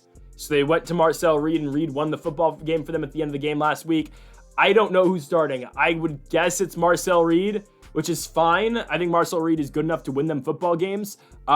Reed started earlier this year when they benched Weigman after week 2. Reed went out and beat Florida. He beat Bowling Green. He beat Arkansas. They went back to Weigman for back-to-back games against, against Missouri and Mississippi State. And then again, Reed at the end of the game won it for Texas A&M. Again, Weigman was horrible. And then, of course, again, Reed came in and won it against LSU. They now go on the road against South Carolina. I think they beat South Carolina. Again, I've been a critic of Lenora Sellers all year long. I don't think he's all that great. I think he has the capability of being really great. I'm not going to lie. He's just a freshman. That's why I've been critical of him. He's a freshman. I just don't know if that's really the recipe to winning football in the SEC this season for South Carolina. And now, again, has it ever been South Carolina's goal to win everything this year? Obviously not. And this is the right move program-wise to let Lenora Sellers start his freshman season. I personally think Robbie Ashford's better as a senior. I think Robbie Ashford should be starting. That's why I've been completely critical of Lenora Sellers. And I don't know. I think Ashford should be starting this year, and next year Sellers should be going. But regardless, it's fine. Again, they're trying to build a program by doing this. I think A&M's able to stop Lenora Sellers, though. They're able to stop this dual threat quarterback. Again, and don't get me wrong. Again, Robbie Ashford's the same exact thing. I mean, Ashford is a mobile guy as well, which, again, I don't know why they just don't go to Robbie Ashford. I think they should. But A&M has won every single game since their opener at home against Notre Dame. I get it. They have to go on the road against South Carolina. This is the ABC primetime game. But I expect the Aggies to roll them here. I really do. I don't know if they roll them, but I think they should be able to win this game. And I think this is a game that the Aggies are in control of the entire game. I think they are. I get it. South Carolina played a close game on the road at Alabama. They beat Oklahoma on the road, but Oklahoma sucks. Don't forget, they only put up 3 points in that game against Ole Miss a couple weeks ago. And that was a huge game for that South Carolina team, and Ole Miss rose to the occasion after their first loss of the year. I expect A&M to win this football game, and I think they should get it done. Again, Marcel Reed should be getting the start for Texas A&M. That's fine. I like the Aggies to go in here and win this football game on the road at South Carolina. Give me Texas A&M. There's a reason they're ranked, 10th in the country, too. Again, they're not better than Indiana, but whatever. A&M should win the football game, and they should go to Columbia and win. Next up, we go to the ACC. We've got Louisville taking on Clemson. This game's at Clemson. Clemson should absolutely dominate. I don't think 10.5 is enough points at all, guys. Clemson's going to absolutely run right through Louisville. Louisville played an interesting game last week against Boston College. They were down, and they came back and ended up winning the football game on Friday night. Shout out to Tyler Shaw getting the job done, and Shaw's been the model of consistency so far this season for Louisville. Again, he's, getting up there in age. He's like 24, I think, and I remember him from his Texas Tech days. I think I might have been in middle school when he was at Texas Tech. That's a joke, but still, actually, I might have been. No. When Tyler Shaw get to actually, I'm not even joking. There's a chance I was in middle school. He's 25. Not when he was at Texas Tech, but when he was at Oregon. No, I was in middle school, but still, that's how long. Guys, Tyler Shaw's been in college football since 2018. It's been a very long time since this guy's been playing college football. Now, given he should be posting these stats, but my goodness, again, Shaw's been around for a while. Clemson's gonna absolutely decimate Louisville, though. Guys, Clemson is the best team in college football nobody's talking about, and I get it. They're playing a piss poor ACC schedule, and they really don't play a challenge until they go to Pitt in a couple weeks, and that's where we're gonna find out how good both Pitt and Clemson truly are. But against these other ACC schools, not named Pitt or Miami or even SMU, Clemson's going to roll them, guys. Clemson's playing great football this season. They play good defense, but their offense is where it's been at this year. Cade Klubnik's been playing lights out all season long. Their run game has been good with Maffa as well. It's just Clemson's the better football team, and the game's in South Carolina as well. I like Clemson a lot in this football game. I expect them to win this game, and I expect them to win this one by 17 points. Again, Clemson doesn't have close games in the ACC this year. They just haven't. 17-point victory against Virginia, 49-14 victory against Wake, 16-point victory against Florida State, 40-14 victory against Stanford, a 59-35 victory against NC State. They've not had a close game yet in the ACC. I don't think Louisville's the first. I get it. Their offense is able to, they're able to throw the ball, but I think Clemson should just be able to outwork them in this game. And I think their defense should be able to take the ball away a couple times from Tyler Shaw in this one, or at least once in this game. They're going to force Shaw to make some mistakes, and I don't think, again, the Louisville run game is nowhere near what Maffa and the Clemson run game is. Clemson's able to get it done. They should dominate at home, and they should cover the 10.5 points as well. We needed a 10th game. We needed a 10th game for the features, so here it is, Tennessee versus Kentucky. Okay, Kentucky, I think, will cover the 16 points, just because I don't think Tennessee's able to beat anybody by 16 points. And I'm not a Tennessee fan by any stretch of the imagination. I really like Tennessee. I like Tennessee's jerseys, and I really liked Tennessee a couple years ago when Hendon Hooker was the starting quarterback of this team. I had a whole, college or NCAA 14 video game series featuring Tennessee. I played, 3 seasons with Tennessee, but we went from Hendon Hooker to Joe Milton to we recruited Arch Manning. It was fun. It's on the channel if you want to go watch some college football from NCAA 14. But regardless, that's why I have the jersey. This is a Hendon Hooker jersey. Tennessee's not able to beat anybody by 17 points, so why are they going to beat Kentucky by that much? I get it, they're at home, good old Rocky Top, it gets louder when we're cheering on the Volunteers. I get it, but guys, they haven't been able to beat anybody by that many points this season. They beat Bama by 7, which great win, don't get me wrong. Florida by 6, Oklahoma by 10 on the road. They lost it by 5 to Arkansas. And it's just that Tennessee offense is so lacking, man. Nico is not playing well. He was a Heisman contender to start the season, and he has just not played good football this year. He does enough to win, but it's Ben Dillon Sampson in the run game that has really led the charge. It's Sampson who's led the charge in the offense, and the defense has really carried Tennessee this season, and they should continue to carry Tennessee in this win over Kentucky. They're going to beat Kentucky, obviously, but I think Kentucky covers. I think this is going to be kind of similar to that Kentucky-Georgia game. I get it, that game was in Lexington. I think Tennessee wins 20-10, honestly, is kind of my prediction. 20 to maybe 7 is my prediction. 23 would be covering, so give me 27 actually is our prediction for Tennessee. They're just not able to score against anybody. Kentucky does give up some points, but they're able to play defensive games at points, like that Vandy game that they lost. The Ole Miss game that they won was a defensive battle. The Georgia game that they lost by 1 point was a defensive battle as well. Again, Kentucky's gotten into these defensive close games with a lot of schools, and I think they're able to do that here on the road against Tennessee. Again, Brock Vandagriff's not playing lights out at all, but again, he's the starter, and he's Brock Vandagriff. I don't know what you want me to say. I think Kentucky covers, but that is some of what Kentucky's defense will be able to do, but it's also, again, Tennessee's offense just is not that explosive. They're not able to get away from anybody by that many points, and I don't think, again, even though Kentucky's offense lacks too, I don't think they get away from Kentucky by that many points. Tennessee's going to keep winning games, guys, because, again, they beat Bama in a very good performance, don't get me wrong. They're going to go to Georgia this season later on in the year. They're probably going to lose. I don't know where that puts them in terms of the playoffs. 10-2, I don't know if Tennessee gets in, especially because their strength of schedule isn't the best. Actually, the Bama win helps them, but if they're not winning impressively, I don't know if Tennessee gets in. I think they beat Kentucky, but do they cover the 17, the 16? I don't think so. It's going to be dark mode in Tennessee this weekend. They're wearing the black uniforms over there in Rocky Top. Should be exciting. Give me Tennessee to win the football game, but give me Kentucky to cover. As we go on to our final game of the week, and man, do I feel strongly about this one. Pittsburgh goes on the road and beats Southern Methodist. I know why Pittsburgh's 7.5 point favorites, because Eli Holstein might not play. That's why. Okay. But in the offseason, guys, Nate Yarnell and Eli Holstein were very close. Holstein won the job, and great for him. He is a Heisman candidate. He definitely should be in the conversation to, where he has this Pitt team at 7-0. But Holstein's a freshman. He's a redshirt freshman. Nate Yarnell is a junior who has been around this Pitt program. He played some last season, was not the starter, but did start games. I'm fine with Nate Yarnell getting the start. They're not going to be as good as they are with Holstein, but guys, just remember what Pitt did last week. They dominated Syracuse, a team that's been playing not bad football this season against a really good offense. SMU's a good offense too, and I think Pitt should be able to shut them down. I don't care the game's in Dallas. I really don't give a damn. I don't care. I get it. Kevin Jennings is good, but Kevin Jennings will turn over the football. He will. Pitt will pick him off. The run game for Pitt, it's good. Brashard Smith's a really good running back. I really don't have a counterpoint to that. but I think Pitt's able to score as well. Again, there's a 50-50 chance, in my opinion, that Eli Holstein plays this football game, but even if he doesn't, I feel okay with Nate Yarnell holding it down. Again, these guys were close in the offseason. A lot of people thought Yarnell was going to get the starting job. We'll see. Again, the literal quote from Pat Narduzzi was, "It's a wait and see on Eli Holstein this week." They are the final game of the week. It's at 5 p.m. It's going to be at 8 o'clock, obviously. 7 o'clock in Dallas, Texas. But it's a big game that's stuck on the ACC. How did this game not get on ESPN? It's on the ACC network?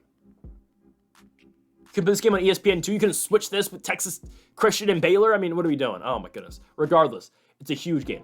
Absolutely huge game. Because winner of this game will probably go to the Big 12 the ACC championship game.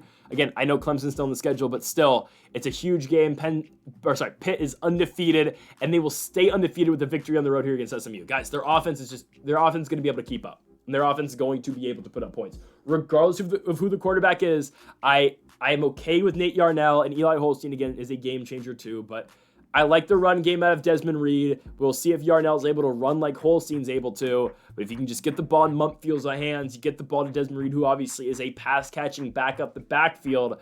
I like what Pitt's able to do, and I think Pittsburgh goes on the road and beats Southern Methodist regardless of who the starting quarterback is. I get it, Kevin Jennings is great. I get Smith is a really good running back for them as well, but I just like Pitt to outscore SMU. This might be game of the week for the points that are going to be scored this weekend, but I think Pittsburgh is able to outgun Southern Methodist in this game. I think they're able to outscore them. Give me the Pittsburgh Panthers to win in a shootout on the road. If Holstein plays great, even better, but if not, we are fine with Nate Yarnell going on the road and beating Southern Methodist and really showing why Pitt is a true contender in the Atlantic Coast Conference here in 2024 and in terms of a national level as well, in terms of the national championship. Give me Pitt to go on the road and beat the Southern Methodist Mustangs. So folks, thank y'all for watching. It's probably another 2-hour long video here for the college football full slate predictions here in week number 10.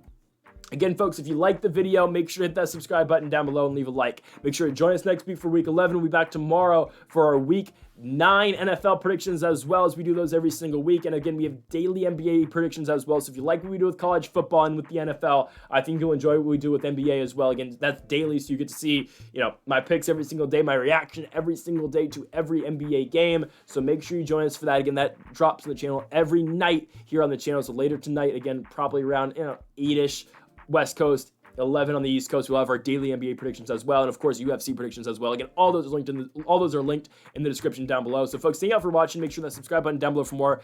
Make sure to like if you enjoyed the video. Make sure to comment if you do disagree with any of the picks. Folks, thank you all for watching, and Mamba forever.